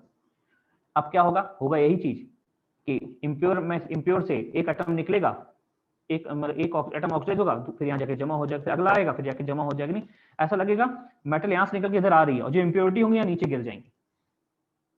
इसमें इम्प्योर मेटल को यहाँ लगाओगे, जो इम्प्योरिटी होगी नीचे गिर जाएंगी। इसको एनोड मड बोलते हैं, एनोड मड, यानी एनोड के नीचे गंदगी जमा हो जाएगी, ठीक है। जो इम्प्योरिटी होगी नीचे गिरती जाएंगी और प्योर मेटल क्या होगी, एक एटम यहाँ सोल्यूशन है, एक यहाँ चला गया, फिर एक एटम आया, फिर एक चला गया। ऐसे प्योर मेटल को एनोड बनाओगे, इम्प्योर मेटल कैथोड बनाओगे। देख लेना, प्योर मेटल को एनोड, इम्प्योर मेटल कैथोड बनाओगे, यही कंसेप्ट लगेगा, ये प्यूरिफिकेशन ऑफ मेटल भी हो जाएगा। सेम कंसेप्ट एप्लीकेशन में कुछ क्वेश्चन अभी देने जा रहा हूं आपको इसी पार्ट पे। ये 2 एप्लीकेशन मैंने बता दिए, लेकिन हाँ बोलिए बेटा। सर एक बार प्यूरिफिकेशन वाला समझा दीजिए ना, आपका voice cut. Sir zoom out कर सकते हैं थोड़ा सा बोर्ड? बस 1 मिनट, आप लोगों को बड़ा देखे इसलिए जूम इन किया था। किसी ने कुछ बोला, क्या समझा दीजिए फिर से, बोलिए बेटा कौन सा पार्ट? सर प्यूरिफिकेशन वाला आपका वॉइस। हाँ, प्यूरिफिकेशन में क्या करना है, ध्यान दो। प्यूरिफिकेशन में क्या करना है, जहां से ये एनोड को आपको 2 रॉड लेनी है, 2 मेटल के 2 टुकड़े लेने हैं, 2 रॉड, एक इम्प्योर एक प्योर। आपका एम क्या है, इम्प्योर वाले को प्योर करना। तो क्या करोगे, एक प्योर रॉड आपने लिया, फिर क्या करोगे, इम्प्योर को यहां लगा दो ऑब्जेक्ट की जगह, कैथोड की जगह, सॉरी प्योर को कैथोड बना दो, प्योर मेटल कैथोड बनाओ और इम्प्योर यहां लगाओ। तो इम्प्योर मेटल जैसे जहां ऑब्जेक्ट वहां प्योर मेटल लगा दो, जहां पे ये एनोड था वहां प्योर इम्प्योर मेटल, इम्प्योर यहां प्योर यहां, फिर तो रिएक्शन ही होगी, एक एटम यहां से निकल के इधर चलता चला जाएगा। तो इम्प्योर मेटल से एटम निकलेगा, वो यहां जाएगा, लेकिन इम्प्योरिटी नीचे जमा हो जाएंगी, ठीक है सर? बोलिए। सर तो प्लैटिनम का इलेक्ट्रोप्लेटिंग कभी मतलब वो पॉसिबल है? प्लैटिनम का इलेक्ट्रोप्लेटिंग यार मुझे लगता है कैसे पॉसिबल, बहुत हाई लगी। ड्रास्टिक कंडीशन दोगे तो कुछ भी हो जाएगा, ड्रास्टिक कंडीशन दोगे तो सब कुछ करा सकते हो, लेकिन मुझे लगता है वो संभव, नॉर्मल कंडीशन में संभव नहीं है, ठीक है, क्योंकि इनर्ट मेटल होता है। बट आप बहुत हाई पोटेंशियल लगा दो तो फिर तो कुछ भी हो सकता है, टेम्परेचर भी हाई कर दिया, पोटेंशियल भी हाई कर दिया। हाँ बोलिए। सर अगर प्यूरिफिकेशन ऑफ मेटल मतलब जो इम्प्योरिटी है वो भी मेटल सॉल्यूशन से रिएक्ट करेगा, तब क्या?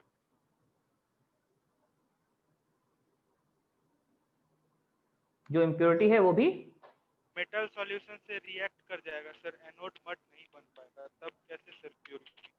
बेटा देखो, अगर रिएक्ट कर जाएगा तो हमें अलग अलग, आपको याद करिए मेटलर्जी जो पढ़ते हैं, हर मेटल की मेटलर्जी अलग होती है। किसी मेटल में ऐसी इंप्योरिटी होती है जो रिएक्ट करती है, किसी में ऐसी होती है नहीं रिएक्ट करती। तो ये एक तरीका बताया है, सारी मेटल इससे प्योर हो जरूरी नहीं है, सारी मेटल से कोई इलेक्ट्रोलिसिस से हम प्योर कर पाए जरूरी नहीं है। उन्हीं मेटल के लिए वैलिड होगा जिनकी इंप्योरिटी रिएक्शन में पार्टिसिपेट ना करे, ठीक है। अगर उनकी इंप्योरिटी रिएक्शन में पार्टिसिपेट कर रही है तो उसको, उन मेटल्स को इलेक्ट्रोलिसिस से प्योर करना संभव नहीं है। इसलिए हर मेटल की मेटलर्जी अलग होती है, डिपेंडिंग ऑन कौन सी इंप्योरिटी है, उसका एंड यूज क्या हिसाब से, राइट। चलिए बनाइए इसको, फिर हम लोग अगली बात करते हैं।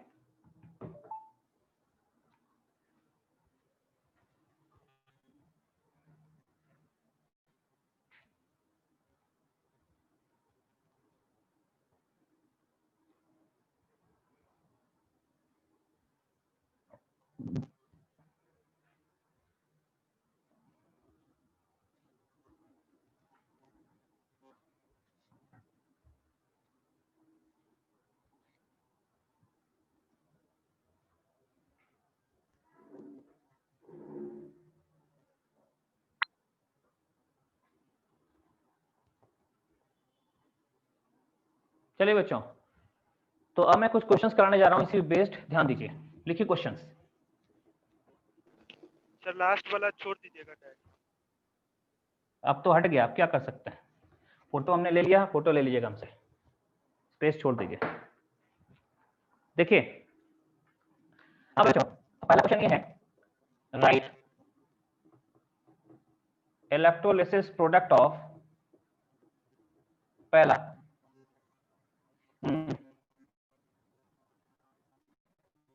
मोल्टेन कॉपर सल्फेट,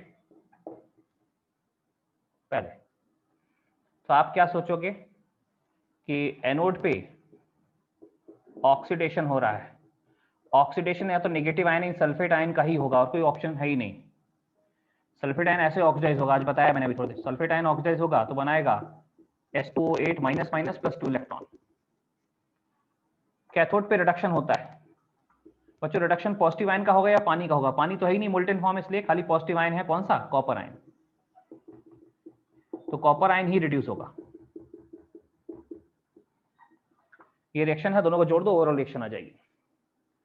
इलेक्ट्रॉन बराबर है, इलेक्ट्रॉन बराबर करके जोड़ना होता है हमको, बहुत अच्छा है, ऐसे इक्वल हो गए तो 2 ऑफ सल्फेट आयन से H2O8 माइनस माइनस बन जाएगा एंड 2 ऑफ कॉपर आयन से, सॉरी सिंपली कॉपर आयन से कॉपर सॉलिड बन जाएगा। अच्छा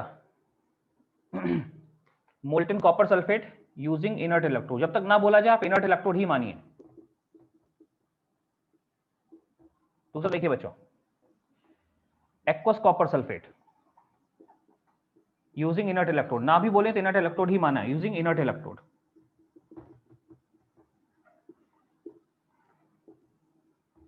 तो अब बच्चों एनोड पे ऑक्सीडेशन होगा, ऑक्सीडेशन या तो नेगेटिव आयन का होता नहीं सल्फेट आयन का होगा, अब एक्वस है नहीं पानी भी आ गया, या तो पानी का होगा, यहाँ पानी है, कॉम्पिटिशन होगा दोनों में।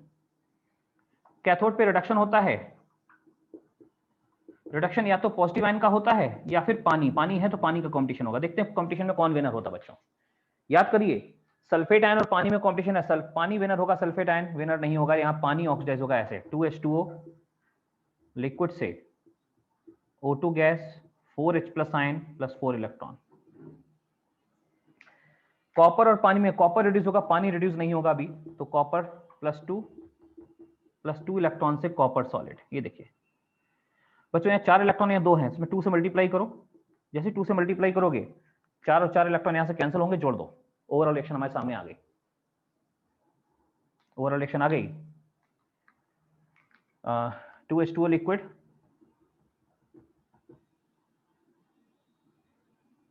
O2 gas, 4H plus ion, इसमें 2 से मल्टीप्लाई हुआ तो 2 copper ion, copper plus 2 ion. ये देखिए देखिए रिएक्शन पलट गई, ऊपर मोल्टेन कॉपर सल्फेट था, यहाँ एक्वस कॉपर सल्फेट है ना, यहाँ पे एक्वस कॉपर सल्फेट है। अच्छा बच्चों अगर इसी में 30 पार्ट सी में लिख दूं, part C aqueous copper sulphate using copper electrode, अब कॉपर इलेक्ट्रोड तो रिएक्टिव हो गए। Third case aqueous copper sulphate using copper electrode, बच्चों ये तो कॉपर इलेक्ट्रोड और कॉपर, ये तो थोड़ी कहानी पलट गई ना। देखिए एनोड, कैथोड पे वही नियम लगते रहे, कैथोड पे कोई नियम नहीं लगे, वही नियम लगे, कैथोड पे रिडक्शन होगा और वही नियम लगेंगे, क्या सर, कैथोड पे कॉपर आयन या पानी।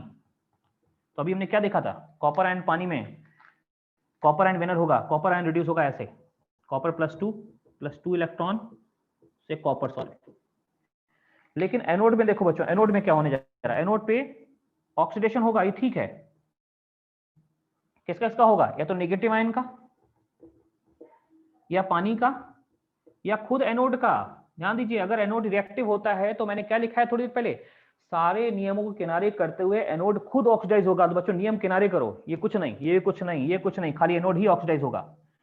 एनोड कौन सी मेटल का बना हुआ है? कॉपर का, तो वो मेटल ही कॉपर रॉड ही कॉपर ही ऑक्सीडाइज होगा, Cu+2 कॉपर ही ऑक्सीडाइज होगा, कॉपर इलेक्ट्रॉन लूज करेगा ऐसे, है ना। तो metal rod dissolve, copper metal, copper का जो एनोड है उससे एक एटम निकल के सॉल्यूशन में आएगा, ये है ना, एक एटम निकल सॉल्यूशन में आया, और इधर कैथोड में एक आयन सॉल्यूशन से चला गया। ये इलेक्ट्रोप्लेटिंग जैसा केस है, एक आया एक चला गया, ठीक है। तो मुझे लगता है बच्चों इसको अगर जोड़ोगे, रिएक्शन को जोड़ोगे तो सब कैंसिल हो जाएगा, खाली आयनों की कॉन्सेंट्रेशन अलग रखना तो कैंसिल नहीं होगी। इसको जोड़ें तो ऐसा होगा, देखिए जगह तो नहीं मेरे पास, अगर कैमरे में दिख रहा होगा तो जोड़ देंगे, कैमरे में नहीं दिख रहा थोड़ा नीचे कर देते, कैमरा नीचे करके जोड़ देते, देखो जरा। हाँ क्या होगा, ये इलेक्ट्रॉन तो कैंसिल, सॉलिड भी कैंसिल होगा, लेकिन हाँ आयनों की कॉन्सेंट्रेशन, ये आयन या आयन कैंसिल नहीं करेंगे। ये कैथोड पे आयन है तो Cr+2 आयन, ये Cr+2 आयन है एट कैथोड, ये Cr+2 आयन है एनोड पे। कॉपर आयन की कॉन्सेंट्रेशन अगर सेम होगी तो भी कैंसिल हो जाएगा। ला लिया, एनोड आ गया। ये सारे केस अपने दिमाग में रखिए कि मैंने आपको कॉपर सल्फेट, एक मोल्टेन कॉपर सल्फेट था पार्ट ए, पार्ट बी और सी में एक्वस कॉपर सल्फेट था, लेकिन यहाँ aqueous copper sulphate using inert electrode, यहाँ aqueous copper sulphate using copper electrode, aqueous copper sulphate using copper electrode.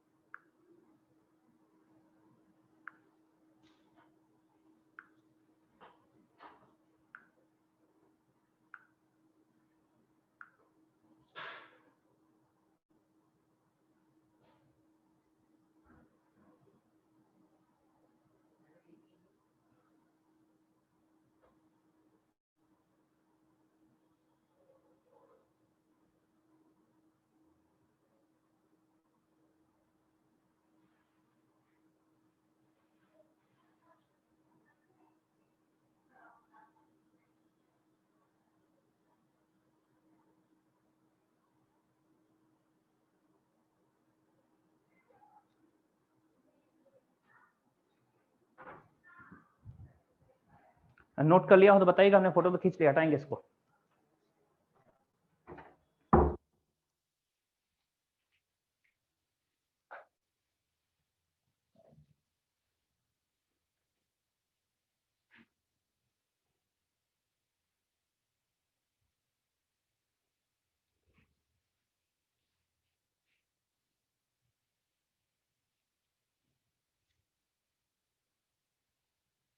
हाँ बच्चों क्लियर कर दें इसको?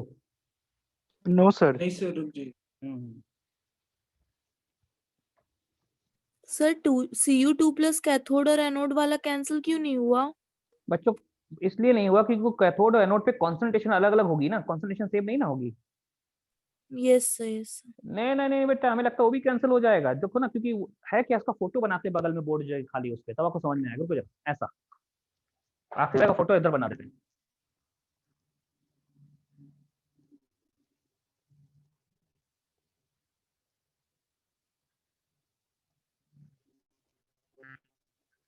दो कॉपर के बने हुए, ये भी कॉपर का, ये भी कॉपर का, दोनों कॉपर के बने हुए।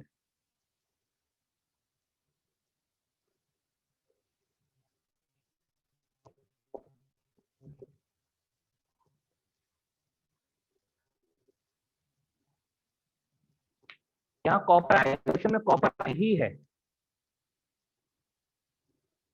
देखो ना, कैथोड पे कॉपर आयन रिड्यूस होकर यहाँ गया, तो कॉपर आयन यहाँ से यहाँ गया, कहाँ गया, एनोड, ये कैथोड पे गया, सॉरी कैथोड इधर, हाँ ये कैथोड है, कैथोड पे गया ना, ये कैथोड गया, एक कॉपर कैथोड में कॉपर आयन गया, है ना। और एनोड पे क्या हुआ, इस मेटल, इस रॉड से एक एटम निकल के ऑक्सीडाइज होकर यहाँ सॉल्यूशन में आ गया। तो बच्चों मुझे लगता है ये भी कैंसिल करो तो अच्छा रहेगा, ये भी नहीं बचेगा, इसको हटा दो, मैंने गलती से लिखा कंसंट्रेशन हटा दो, ये भी नहीं बचेगा यहाँ पे, क्योंकि वो भी कैंसिल हो जाएगा, सब कैंसिल, कुछ नहीं बचा। क्योंकि देखो ना, कॉपर आयन की कॉन्सेंट्रेशन एक ही होगा, एक कॉपर आयन गया एक आ गया, तो उसकी कॉन्सेंट्रेशन में कोई चेंज नहीं होगा, जितने कॉपर आयन रिड्यूस होकर गए उतने ऑक्सीडाइज होकर आ गए, सॉल्यूशन में कॉपर आयन कॉन्सेंट्रेशन कांस्टेंट आ गई। सर हाँ जी, सॉलिड कॉपर का कंसंट्रेशन तो इक्वल नहीं ना होगा पर, क्योंकि वहां से तो एनोड से सॉलिड कैथोड पे बढ़ रहा है ना। बट सॉलिड का कॉन्सेंट्रेशन तो कांस्टेंट होता है, चेंज ही नहीं होता है। ये तो केमिकल इक्विलिब्रियम जो हम लोगों ने पढ़ा था, याद करिए लॉन्ग बैक, तब बताया ना सॉलिड कंपोनेंट होते हैं उनकी कॉन्सेंट्रेशन कांस्टेंट होती, चेंज ही नहीं होती कभी, तो इसलिए वो जितना कांस्टेंट रिड्यूस होगा उतना ही ऑक्सीडाइज होते जाएगा ना। बिल्कुल बिल्कुल, सॉल्यूशन में कॉपर आयन कॉन्सेंट्रेशन में कोई चेंज नहीं आ रहा है।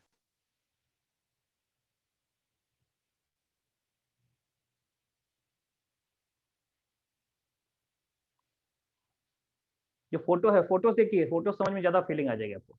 तो बगल में फोटो अभी बनाया ना, उसमें आप देख रहे होंगे कि एनोड से एक कॉपर आयन निकल सोल्यूशन में हो जाके कैथोड पे जमा हो गया। सोल्यूशन में कॉपर आयन की कॉन्सेंट्रेशन में कोई चेंज नहीं आएगा। ये केस ऑफ रिएक्टिव इलेक्ट्रोड है। अगर रिएक्टिव नहीं होता तो ये वाला केस होता है यहाँ पे। अगर यहाँ पे दोनों जगह प्लेटिनम इलेक्ट्रोड लाते कॉपर रिड्यूस होता और साथ में क्या था, पानी, पानी ऑक्सीजन, यहाँ पे पानी ऑक्सीजन, ये रिएक्शन होती। अगर मोल्टेन कॉपर सल्फेट होता तो ये ऐसा होता। मोल्टेन मतलब पानी नहीं है, एक्वस मींस पानी है, और पानी में भी इनर्ट इलेक्ट्रोड है कि रिएक्टिव इलेक्ट्रोड है, सोचेंगे हम लोग। सही, यानी कि कोई रिएक्शन नहीं हुआ वहाँ पे। रिएक्शन देखो, काम तो हुआ, बिजली तो खर्च हुई ना, इसमें इलेक्ट्रिसिटी तो यूज हुई ना, पावर यूज हुआ, क्यों, रिएक्शन कराने में। लेकिन हाँ, फायदा कुछ नहीं हुआ। सॉलिड फायदा कहाँ नहीं होगा। अच्छा, एंड में क्या होगा, एंड में होगा इस कैथोड का वेट बढ़ जाएगा, इस वाले इलेक्ट्रोड का वेट बढ़ेगा, कॉपर इस पे जमा हो रहा है, इसका वेट फाइनली बढ़ जाएगा, और ये इसका वेट घट जाएगा क्योंकि कॉपर एटम निकल सोल्यूशन में जा रहा है। एनोड का वेट घट जाएगा, कैथोड का वेट बढ़ जाएगा, लेकिन सॉल्यूशन का वेट चेंज नहीं होगा क्योंकि कॉपर आयन जितने थे उतने ही रहे, ना इधर गए ना उधर गए। रिएक्शन हुई, इलेक्ट्रिसिटी खर्च होगी, चार्ज यूज हुआ। सर एक बार सी पॉइंट नहीं दिख रहा सर, नीचे वाला सर। पॉइंट सी नहीं दिख रहा है, ये पूरा सर दिख रहा है कैमरे नीचे में। सर।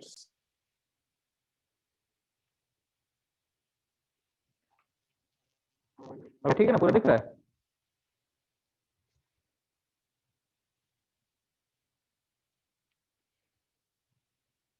मैं भी इसके क्वेश्चंस आपको दे रहा हूं आपके करने के लिए। ये थोड़ा सा वैसा पॉइंट है, यहाँ समझना पड़ेगा कि वही कॉपर सल्फेट मोल्टन लिखा है, एक्वस विद इनर्ट इलेक्ट्रोड और एक्वस विद रिएक्टिव इलेक्ट्रोड। जब तक ना बोले आप इलेक्ट्रोड को इनर्ट ही मानेंगे, कुछ भी मेंशन नहीं है, इनर्ट इलेक्ट्रोड ही लेना है आपको। सर हो गया सर। चलिए, मैं कैमरा थोड़ा पीछे ले रहा हूँ।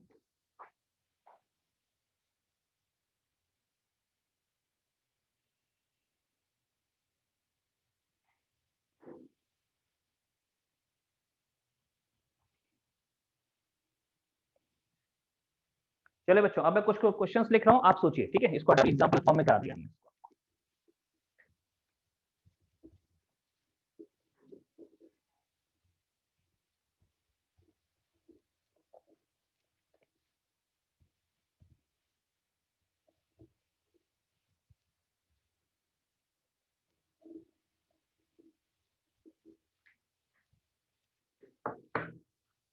देखिए, राइट इलेक्ट्रोलिसिस रिएक्शन ऑफ पहला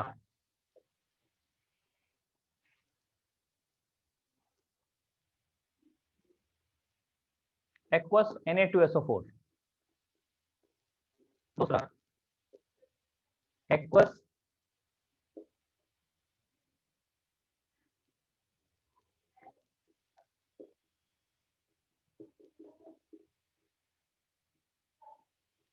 का होल कॉपर नाइट्रेट।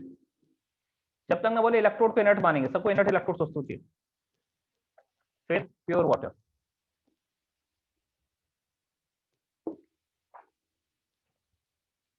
इन तीनों में आपको एक ही पैटर्न देखने को मिलेगा। तीनों में क्या, फर्स्ट में क्या पैटर्न है आप देख के बताइए। कंपटीशन वैसे लिखिए, एनोड पे इन दोनों में कंपटीशन है, कौन विनर उसकी रिएक्शन लिख दो।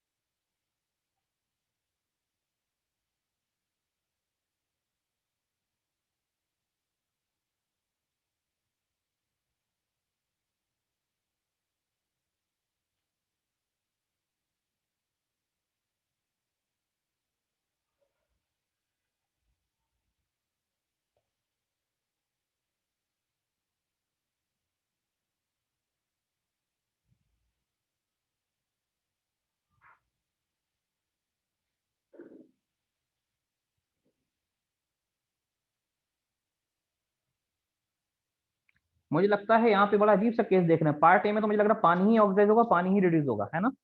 Yes sir. Yes sir. तो फिर आयन क्या करेंगे? आयन क्या करेंगे, इसका जवाब थोड़ी देर में मिल जाए। आयन केवल ऐसे इधर उधर भागेंगे, मतलब चार्ज कैरियर काम करेंगे, यहाँ से वहां भाग के गए लेकिन कुछ हुआ नहीं, ना ऑक्सीडाइज हुए ना रिड्यूस हुए। मुझे लगता है पार्ट बी में ऐसा नहीं हो, पार्ट बी में शायद कॉपर रिड्यूस होगा, नाइट्रेट आयन ऑक्सीडाइज नहीं होगा बट कॉपर रिड्यूस होगा। Yes sir. पार्ट ए में किसी को डाउट हो तो बता दो, पार्ट ए तो मुझे लगता हो जाना चाहिए। सर बता दीजिए पार्ट ए।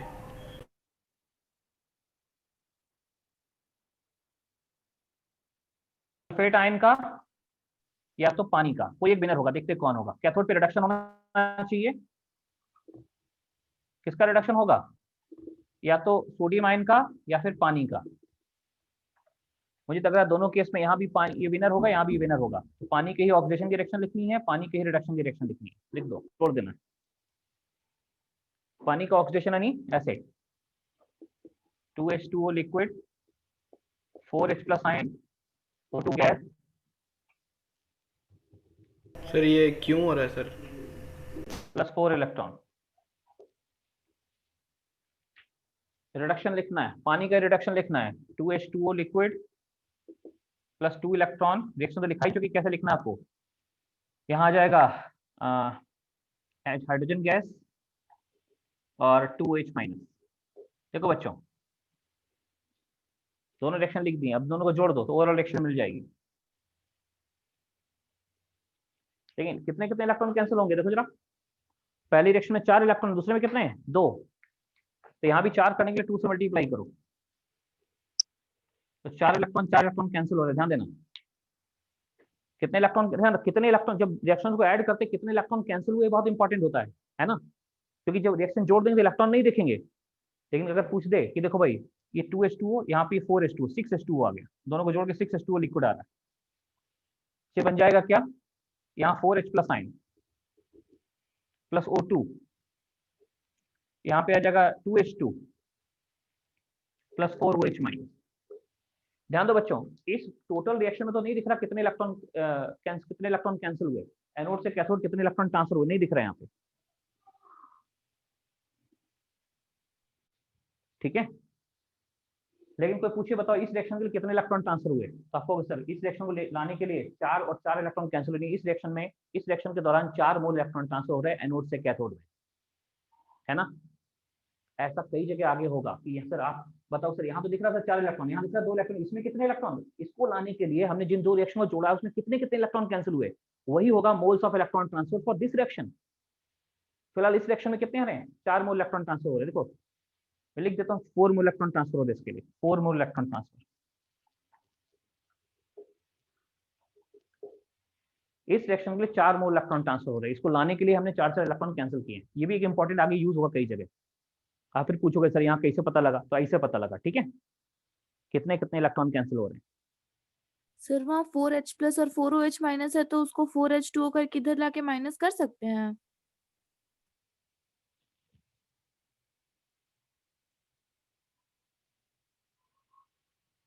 क्या बोले बेटा, फिर से बोलो। सर रिएक्शन में 4H+ और 4OH- है, तो उसको 4H2O लिख सकते हैं। हाँ बिल्कुल लिख सकते हैं, कैसे लिखना है इस पे बात करते हैं। देखो जरा, चलो तो 6H2O है, 6 मोल इलेक्ट्रॉन है यहाँ पे, ध्यान रखना 6H2O है ना। इधर आ जाएगी 4H+ आयन 4OH-, क्या लिख दोगे? 4H2O, ये जुड़ के 4H2 बन जाएंगे, प्लस 4+H2, ठीक है बच्चों? अब इसमें क्या हो रहा है, इसमें 4 वाटर इधर से 4 वाटर इधर से कैंसिल कर दो, हो गया काम, ठीक है? तो ये 4 कैंसिल करोगे तो यहाँ से पूरा कैंसिल होगा, लेकिन यहाँ पे बचेगा 2H2O। 2H2O से O2 बन गया प्लस 2H2 बन गया, है ना? कितने मोल इलेक्ट्रॉन ट्रांसफर हो गए? 4 मोल इलेक्ट्रॉन ट्रांसफर हो गए, 4 मोल इलेक्ट्रॉन ट्रांसफर हो रहे, देख लोगे आप। तो अगर कोई पूछे इस रिएक्शन में पानी का एन फैक्टर बताओ बच्चों, एन फैक्टर, तो आप क्या बोलोगे? देखो आप ऐसे बोलोगे 2 मोल पानी के लिए 4 मोल इलेक्ट्रॉन ट्रांसफर हो रहे हैं। ध्यान देना, एन फैक्टर कैसे निकालते थे, वैसे ही 2 मोल पानी के लिए 4 मोल इलेक्ट्रॉन ट्रांसफर हो रहे हैं, तो पर 1 मोल पानी के लिए कितने मोल इलेक्ट्रॉन ट्रांसफर हो रहे हैं? मोल्स ऑफ इलेक्ट्रॉन ट्रांसफर्ड पर मोल ऑफ रिएक्टेंट, ठीक है, एक मॉलिक्यूल के लिए या पर मोल के लिए जितने इलेक्ट्रॉन ट्रांसफर होते हैं वही एन फैक्टर होता है। इस सेक्शन में पानी का एन फैक्टर कोई पूछ दे तो आप 4 मत बोलना, 4 मोल इलेक्ट्रॉन ट्रांसफर हो, लेकिन 2 मोल पानी के लिए, 2 मोल 2 पानी के लिए होगा 4 सर। इलेक्ट्रॉन, तो एक के लिए कितना, वो एक के लिए 2, ऐसा सोचना। ओके बच्चों, इसमें क्या, इसमें आंसर क्या आ रहा है, तो ठीक हो गया, इसका आंसर क्या आ रहा है इस वाले का,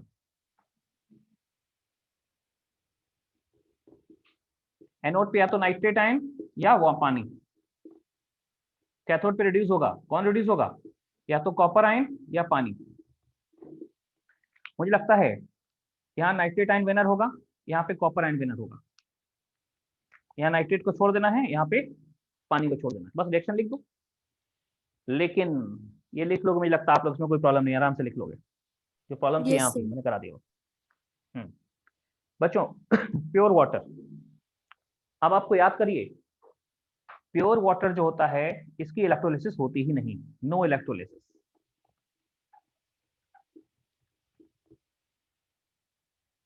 क्यों, due to absence of ions.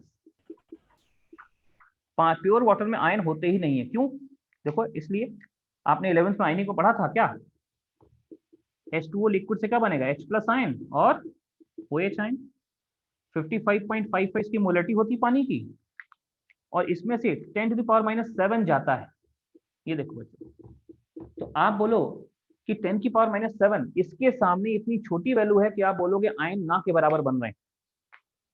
पानी में जो आयंस होते हैं ना के बराबर होते हैं, इतने कम होते हैं कि उनके द्वारा इलेक्ट्रोलिसिस संभव नहीं है।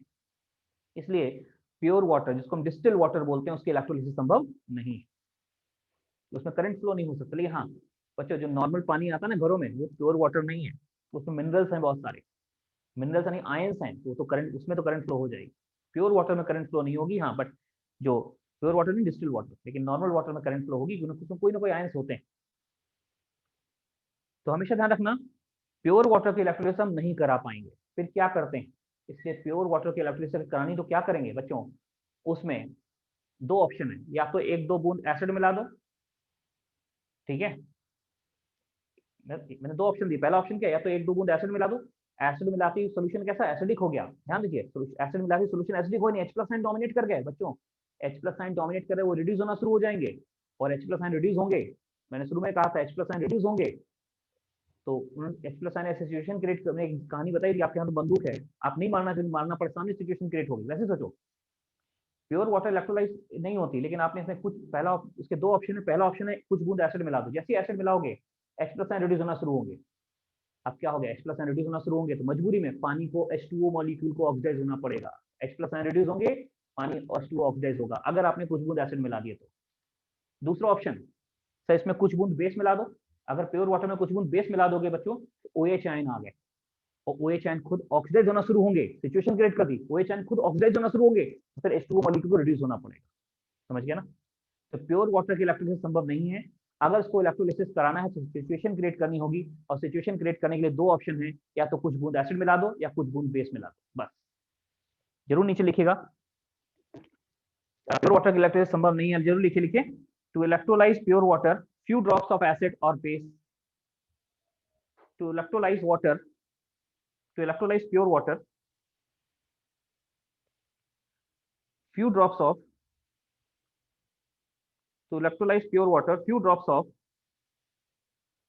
pure acid or base must be added, few drops of acid or base must be added, किस लिए है, सिचुएशन क्रिएट करने के लिए।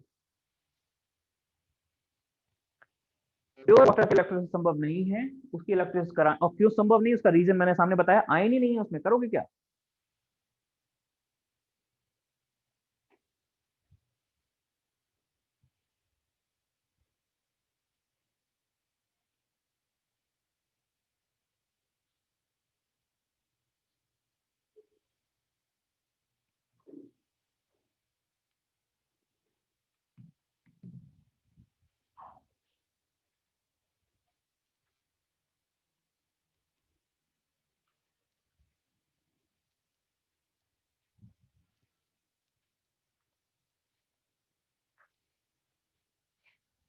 तो अब इसमें बच्चों सोडियम Na2SO4 में ना तो सोडियम आयन सल्फेट आयन दोनों बेकार हैं, ये क्या कर रहे हैं इससे बच्चों सिर्फ चार्ज, अगर अच्छा ध्यान दीजिए प्योर वाटर की इलेक्ट्रोलिसिस होगी नहीं, ये तो समझ गए, क्यों आयन नहीं होते, तो ये Na2SO4 का सोल्यूशन क्या कर रहा है, पानी में आपने प्योर वाटर में Na2SO4 मिला दोगे बच्चों तो क्या होगा, सोडियम आयन और सल्फेट आयन सिर्फ चार्ज करके काम करेंगे, ना ऑक्सीडाइज होंगे ना रिड्यूस होंगे, सिर्फ चार्ज को मीडियम प्रोवाइड करेंगे चार्ज को फ्लो करने का। ठीक है, ये वाला केस और आखिरी वाला केस दोनों सेम है, बस यहाँ आयन नहीं है इसलिए इलेक्ट्रोलिसिस नहीं हुई, यहाँ सोडियम और सल्फेट आयन है पानी के अंदर ही है लेकिन हैं जो ऑक्सीडाइज रिड्यूस हो रहे हैं, जो चार्ज करियर काम कर रहे हैं, चार्ज को ढो रहे हैं एक जगह दूसरी जगह, वो ना ऑक्सीडाइज हो रहे हैं ना रिड्यूस हो रहे हैं। रिएक्शन के अंत में रिएक्शन जब रोकोगे जब तो सल्फेट आयन और सोडियम आयन पूरे बचे होंगे, खाली पानी खत्म हो जाएगा, रिएक्शन तभी रोकी जब पानी खत्म हो जाएगा। सो अब एक नोट लीजिए बच्चों, एक छोटा सा नोट जो आपके बहुत काम आएगा।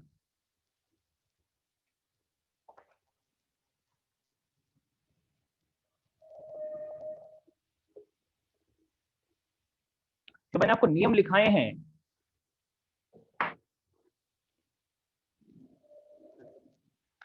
नोट नंबर 1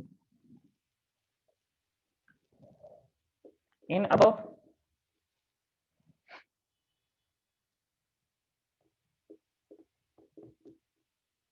रूल्स, चलो बच्चों पहले HCl की बात करते हैं। HCl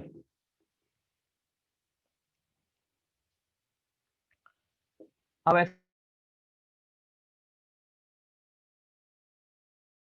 sir video pause, low concentration मतलब 1 मोलर से कम है और यहाँ पे 1 मोलर के बराबर या उससे सॉरी 1 मोलर से कम है तो लो कॉन्सेंट्रेशन, 1 मोलर के बराबर या ज्यादा हो गया तो हाई कॉन्सेंट्रेशन। हाँ क्या बोल रहे बोलिए, कोई बालक कुछ बोला, बोलिए बेटा। नो सर वो तब वीडियो रुक रहा था इसलिए। कुछ होता है बीच में, नेट का बहुत जगह प्रॉब्लम आ रहा है, हमारे साथ भी होगा कुछ ना कुछ। चलिए तो HCl बच्चों ध्यान दो, लो कॉन्सेंट्रेशन अगर बोल देगा तो Cl माइनस आयन बहुत लो हो गए, ध्यान रखना। अगर कॉन्सेंट्रेशन लो कॉन्सेंट्रेशन होगी मतलब Cl आयन को इग्नोर कर देना है, इग्नोर Cl इतने कम हो गए 1 मोल पर लीटर से कम हो गए तो Cl आयन को आपको इग्नोर कर देना है।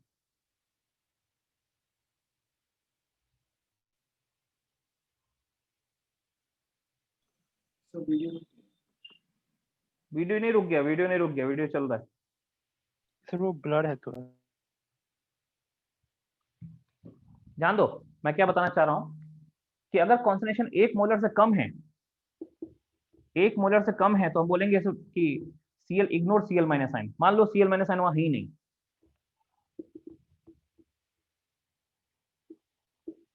और अगर यहाँ पे आपको Cl माइनस को इग्नोर करना है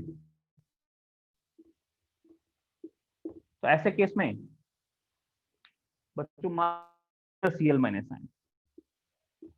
जब भी आंसर देंगे, जब आप क्वेश्चन सॉल्व करेंगे बुक से, ध्यान रखना कंसीडर Cl माइनस आयन। बस ये ध्यान रखिए कि HCl सॉल्यूशन दिया है, HCl या NaCl, HCl और NaCl भी ले सकते हैं। दोनों केस में क्या सोचना है कि हमें Cl अगर कॉन्सेंट्रेशन 1 मोलर से कम है तो Cl आपको इग्नोर कर देना कि Cl माइनस आयन वहां है भी, बिना Cl माइनस आयन को सोचो। अगर 1 मोलर से ज्यादा है तो Cl माइनस आयन वैसे ही सोचना है, आपको बताया। जैसे देखो मैं यहाँ एक्सप्लेन करूँ तो ऐसे बोलूंगा,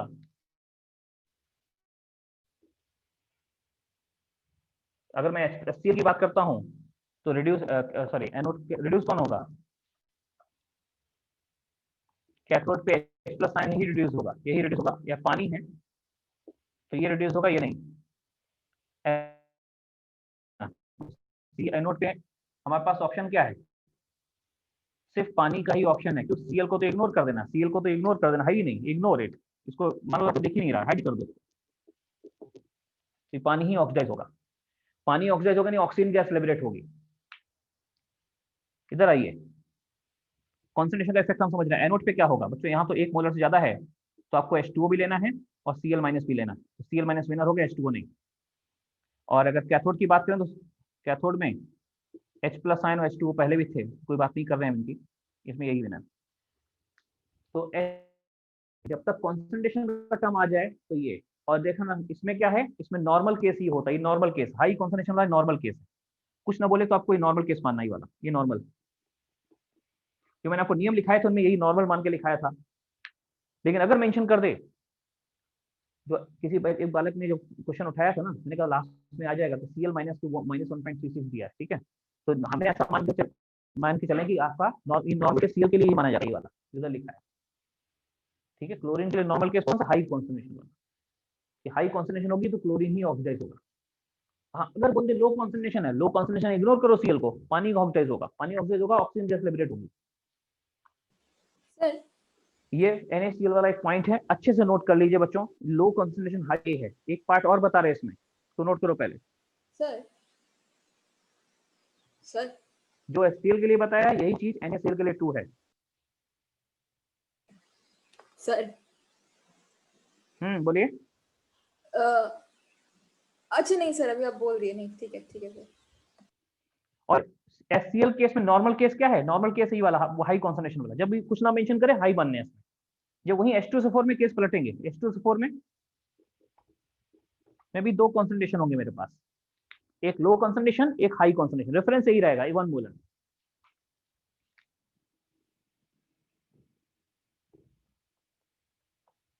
यहां होगा लो कॉन्सेंट्रेशन, यहां होगा हाई कॉन्सेंट्रेशन।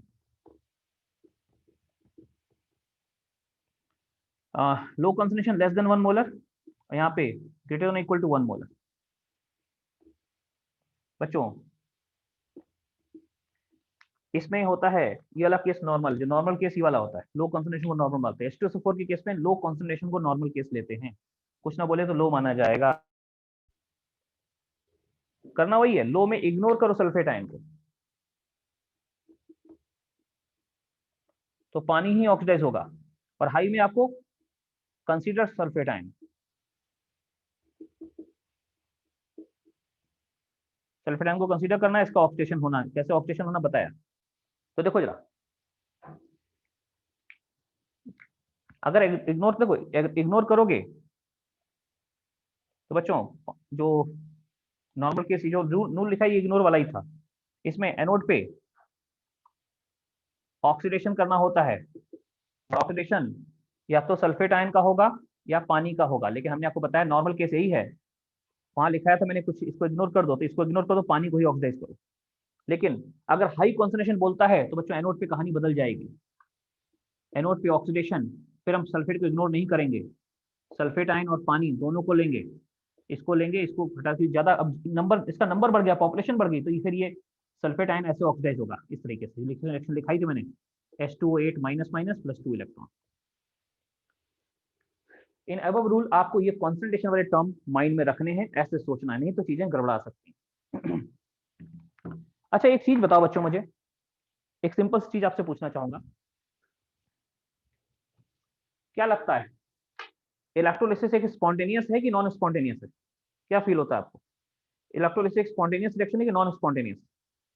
थोड़ा सा और इजी बनाते हैं, चार्जिंग ऑफ बैटरी अपने आप हो जाती है क्या?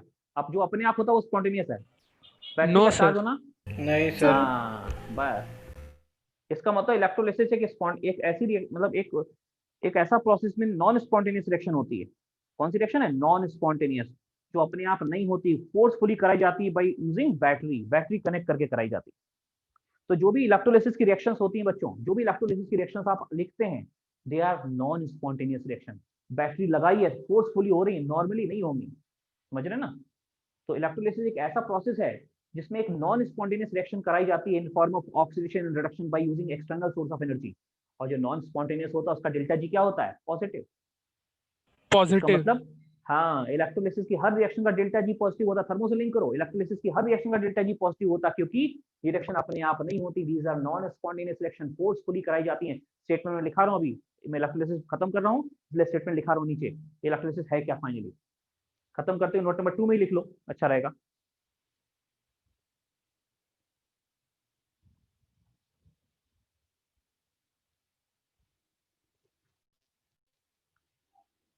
लिखें सर वो एनोड में वाटर होगा ना? क्या बेटा? H2SO4 में एनोड में वाटर होगा ना? हाई कॉन्सेंट्रेशन में, लो कॉन्सेंट्रेशन में? हाई वाले में। नहीं, हाई वाले में बेटा नहीं, हाई वाला नॉर्मल केस नहीं, हाई वाले में सल्फेट आयन डोमिनेट करेगा, पॉपुलेशन बढ़ गया, वही ऑक्सीडाइज होगा। मैंने लिखा था ना HCl केस में हाई कॉन्सेंट्रेशन नॉर्मल है, H2SO4 केस में लो कॉन्सेंट्रेशन नॉर्मल है। नॉर्मल मतलब जो ने आपको नियम और रूल्स में लिखा है वो नॉर्मल केस। ठीक है। और इसको लेके ही ये जो डेटा लिखा है इसके हिसाब से क्वेश्चन सॉल्व करना, तो आपको आंसर मिलना शुरू हो जाएगा। ठीक है, चलिए एक छोटा सा पॉइंट लिखिए बच्चों मेरी तरफ से।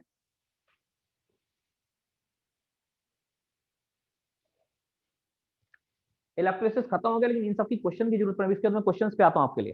फटाफट अभी क्वेश्चन करते हैं, ताकि फिर आपको मैं सीवीपी दे दूंगा, फिर आप सीवीपी पूरा सॉल्व करना वन। लिखिए,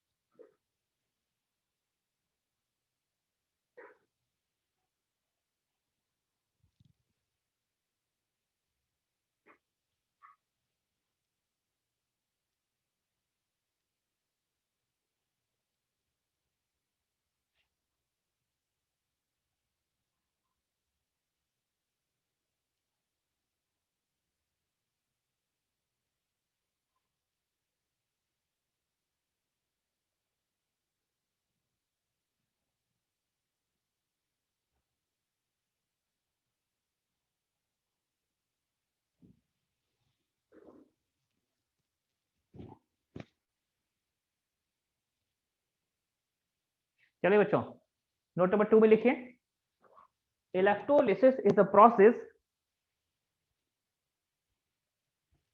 electrolysis is a process in which a non-spontaneous reaction electrolysis is a process in which a non-spontaneous reaction bracket में डेल्टा जी पॉजिटिव, ब्रैकेट में लिखिए डेल्टा जी पॉजिटिव, लिख लिया। I repeat, electrolysis is a process in which a non हाँ electrolysis is a process in which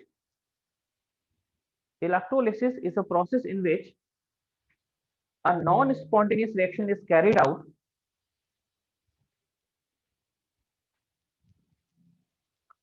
electrolysis is a process in which a non-spontaneous reaction is carried out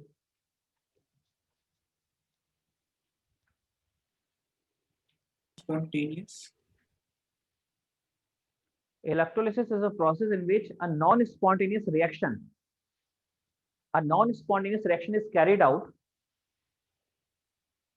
in form of oxidation and reduction sorry उसके आगे bracket में delta G positive लिखना है। फिर से बोलता हूं मैं, electrolysis is a process in which a non-spontaneous reaction is carried out in which a non-spontaneous reaction और उसके आगे ब्रैकेट में डेल्टा जी पॉजिटिव, ठीक है ना। electrolysis is a process in which a non-spontaneous reaction bracket में delta G positive bracket close is carried out in form of oxidation and reduction और कैसे, by using external source of energy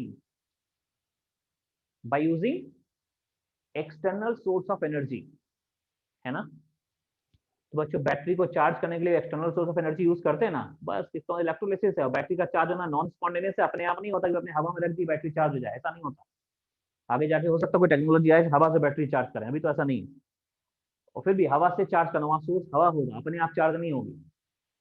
इसलिए electrolysis एक ऐसी reaction है, एक ऐसा process है जिसमें non spontaneous reaction is carried out in form of oxidation and reduction by using external source of energy that is battery. Okay, अब मैं क्वेश्चंस पे आ रहा हूँ। क्वेश्चंस जो हम अभी शेयर करेंगे, क्वेश्चन हम सॉल्व करेंगे वन बाय वन, उसमें सारे केस देखेंगे, है ना। उसमें एक आईआईटी का है, वो क्वेश्चन भी हम देखने जा रहे हैं फटाफट। क्वेश्चन आप लोग ना स्क्रीनशॉट लेके लिखते भी रहा करिए साथ साथ, क्योंकि मैं क्वेश्चन डिक्टेट करूंगा तो 4 क्वेश्चन होते हैं, वरना अभी जितना समय है इतने में 4 क्वेश्चन होंगे, मतलब आधे घंटे में 4 होंगे। अब मैं स्क्रीन शेयर करूंगा तो 8 हो जाए। सही, अब मैं 1 मिनट लूंगा स्क्रीन शेयर करने में, बाकी आप लोग क्वेश्चन 1 मिनट दीजिए हमको बस। एक्चुअली ये जो होता है ना, राइटिंग वाला पैड सेट करना पड़ता है।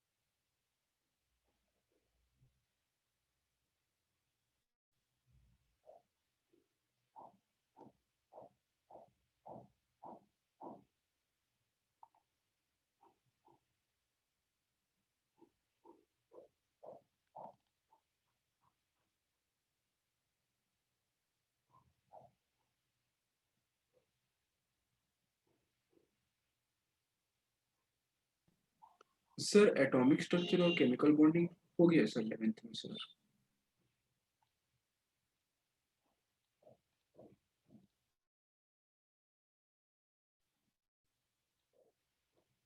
फिर से पूछिए बेटा, आपकी आवाज पता नहीं क्यों कट जाती है बार सर बार। एटॉमिक स्ट्रक्चर और केमिकल बॉन्डिंग हो गया सर 11th में सर।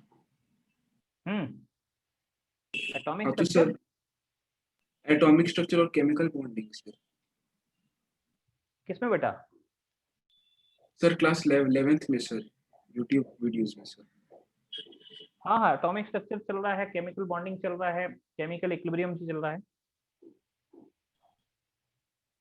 Yes sir. आपकी आवाज वैसे बहुत कट के आई, पूरी बात सुन नहीं पाए, फिर भी हमने जवाब तो दिया है, देखते हैं।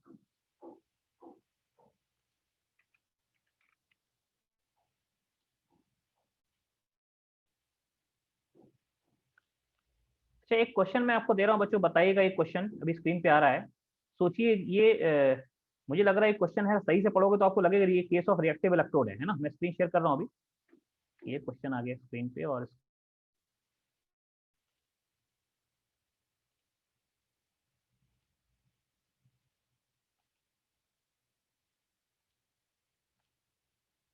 ये क्वेश्चन देखो, अब उसको पढ़ोगे तो आपको लगेगा case of reactive electrode. Solve करो और बताओ मुझे आंसर क्या है।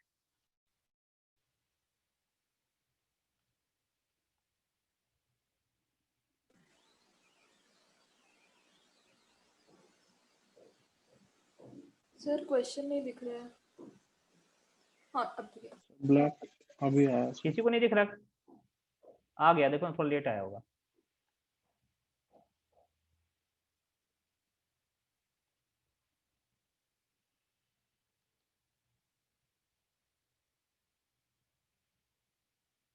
सर बोलिए। सर इसका रिकॉर्डिंग भेज देगा ना सर आज का, मेरा डेटा खत्म हो गया बोलो है। बालक। सर डेटा खत्म हो गया सर मेरा आज का, रिकॉर्डिंग भेज दीजिएगा ना।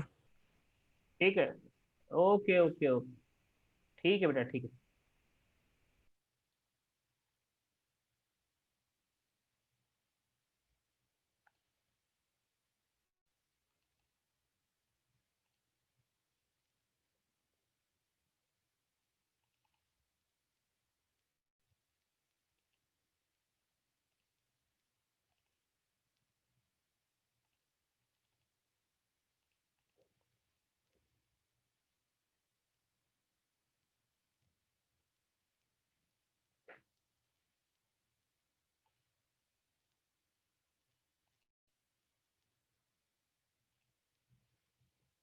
बोलिए इसका आंसर क्या है, फटाफट बताइए।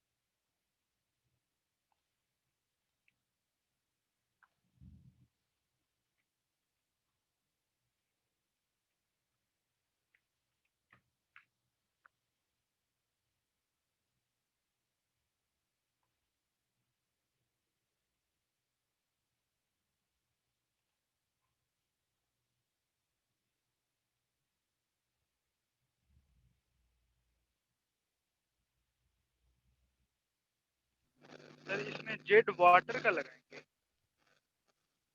नहीं, इलेक्ट्रो वाटर के जेड क्यों लगाओ? जेड उसका लगाओगे जो रिड्यूस या ऑक्सीडाइज हो रहा है, निकल है ना। आपको लग नहीं रहा है निकल है, निकल का सॉल्यूशन निकल इलेक्ट्रोड, यानी ये तो केस ऑफ रिएक्टिव इलेक्ट्रोड हो गया। Yes sir. सोचो।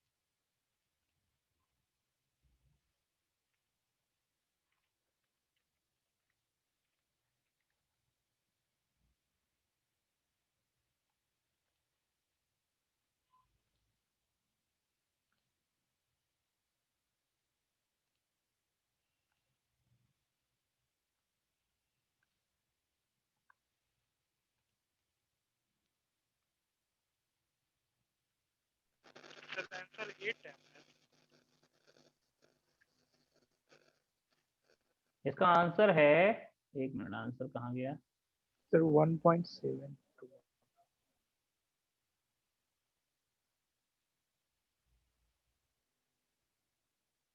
बच्चा इसका आंसर 2 ही है। यस सर 2 के ही आसपास 1.7। नहीं नहीं, ऐसा इसलिए है, ध्यान दो जरा। 2 होने का रीजन भी वही है कि आपने निकल नाइट्रेट का सॉल्यूशन था 2 मोलर, ये देखो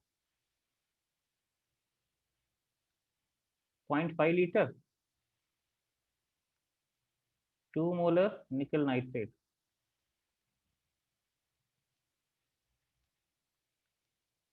इसमें रिएक्शन क्या होगी? रिएक्शन ऐसे होगी, देखो निकल रिड्यूस होगा। अच्छा, इसमें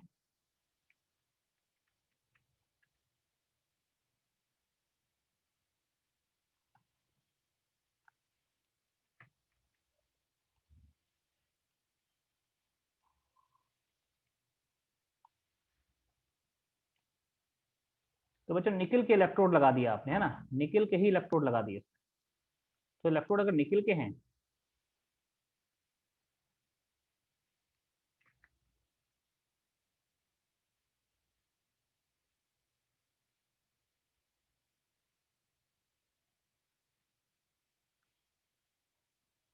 निकल इलेक्ट्रोड, ये निकल, ग्रीन कलर में इलेक्ट्रोड निकल इलेक्ट्रोड है, ये भी निकल का बना हुआ है, ये भी निकल का बना हुआ है।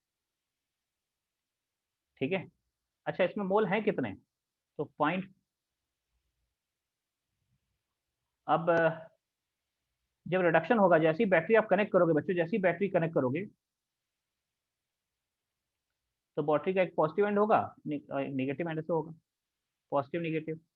ये नेगेटिव इलेक्ट्रोड यहाँ कैथोड है, रिडक्शन होगा, या पॉजिटिव इलेक्ट्रोड यहाँ ऑक्सीडेशन होगा, राइट।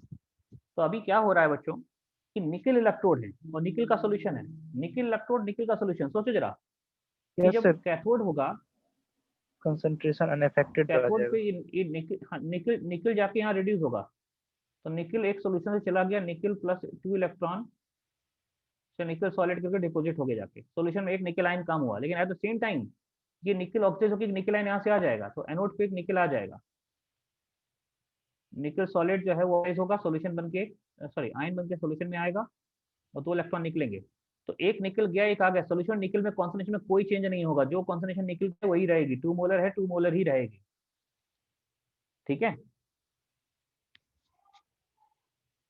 समझ गए बच्चों? तो ये सब मुझे लगता है इसको कोई करने की जरूरत नहीं थी, इसको करने की कोई जरूरत नहीं थी, तो ये जो 6 आवर्स दिया है, जब तक निकल की रॉड वाली मौजूद रहेगी, जब तक ये खत्म नहीं हो जाता तब तक कोई और रिएक्शन नहीं होगी, और इसके बारे में उसने कुछ बोला नहीं है, इसलिए ये इनफाइनाइट साइज की राइट हमको मिली हुई है।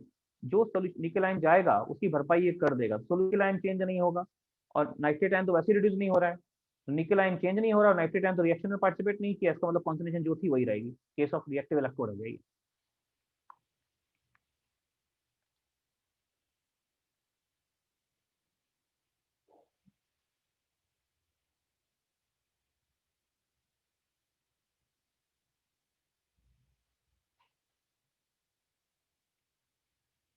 यहीं पे अगर क्वेश्चन ऐसा कर दें बच्चों, ये रिएक्टिव इलेक्ट्रोड ले लें, रिएक्टिव इलेक्ट्रोड देखिए अगला क्वेश्चन ये रहा,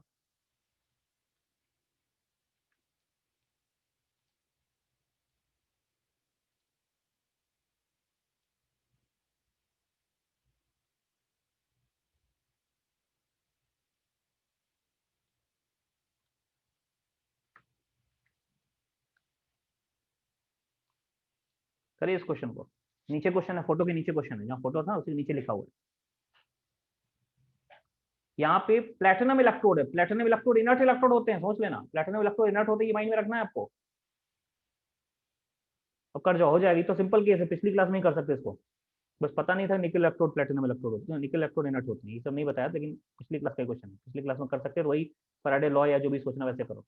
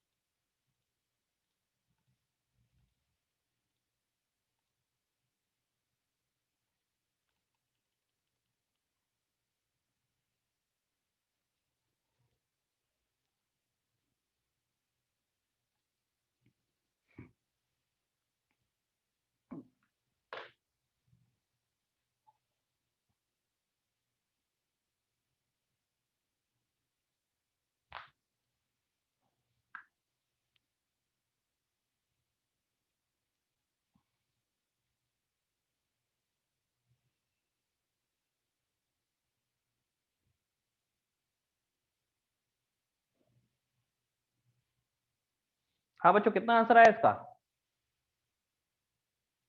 सर 2 ग्राम के ही आसपास आ जाएगा। हाँ 1 हाँ, पॉइंट 1.8 ग्राम सही है, सही है, 1.8 ग्राम है, 2 ही ग्राम है।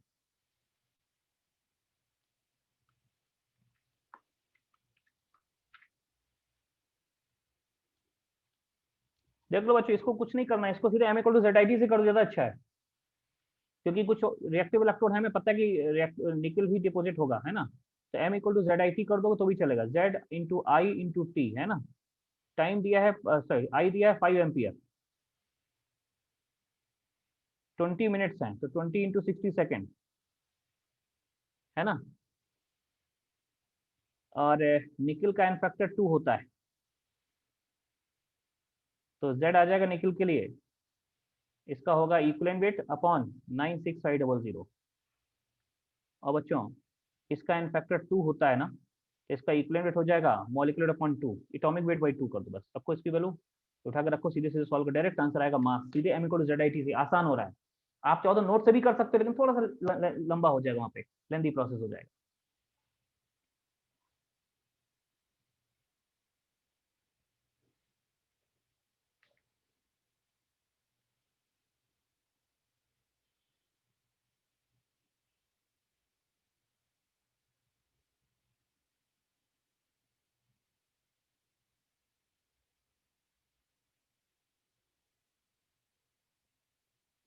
निकल का एटॉमिक वेट होता है ना 58 पॉइंट समथिंग होता है, 58.5 ले लो, 59 58 के बीच में होता है, करोगे अपने आप आंसर आएगा। m की वैल्यू 59 ले लेना, 58 59 लेना, वैसे 58.6 होता है, इसलिए आंसर के पास 59 ले लो, 59 लो।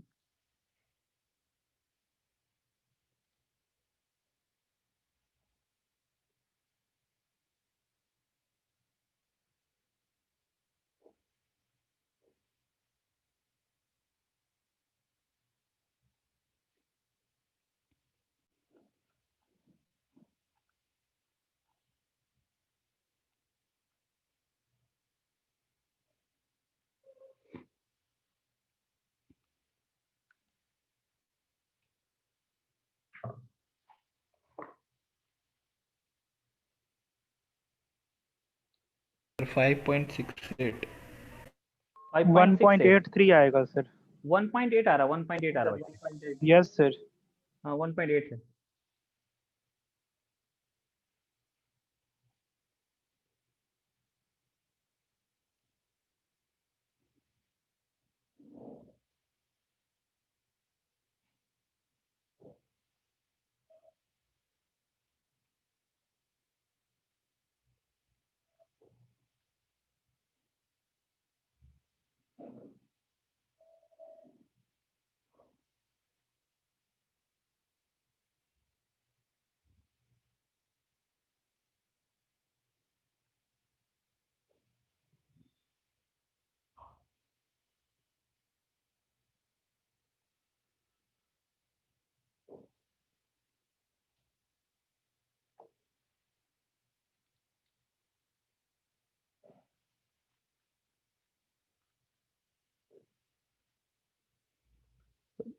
इतना आ रहा बच्चों?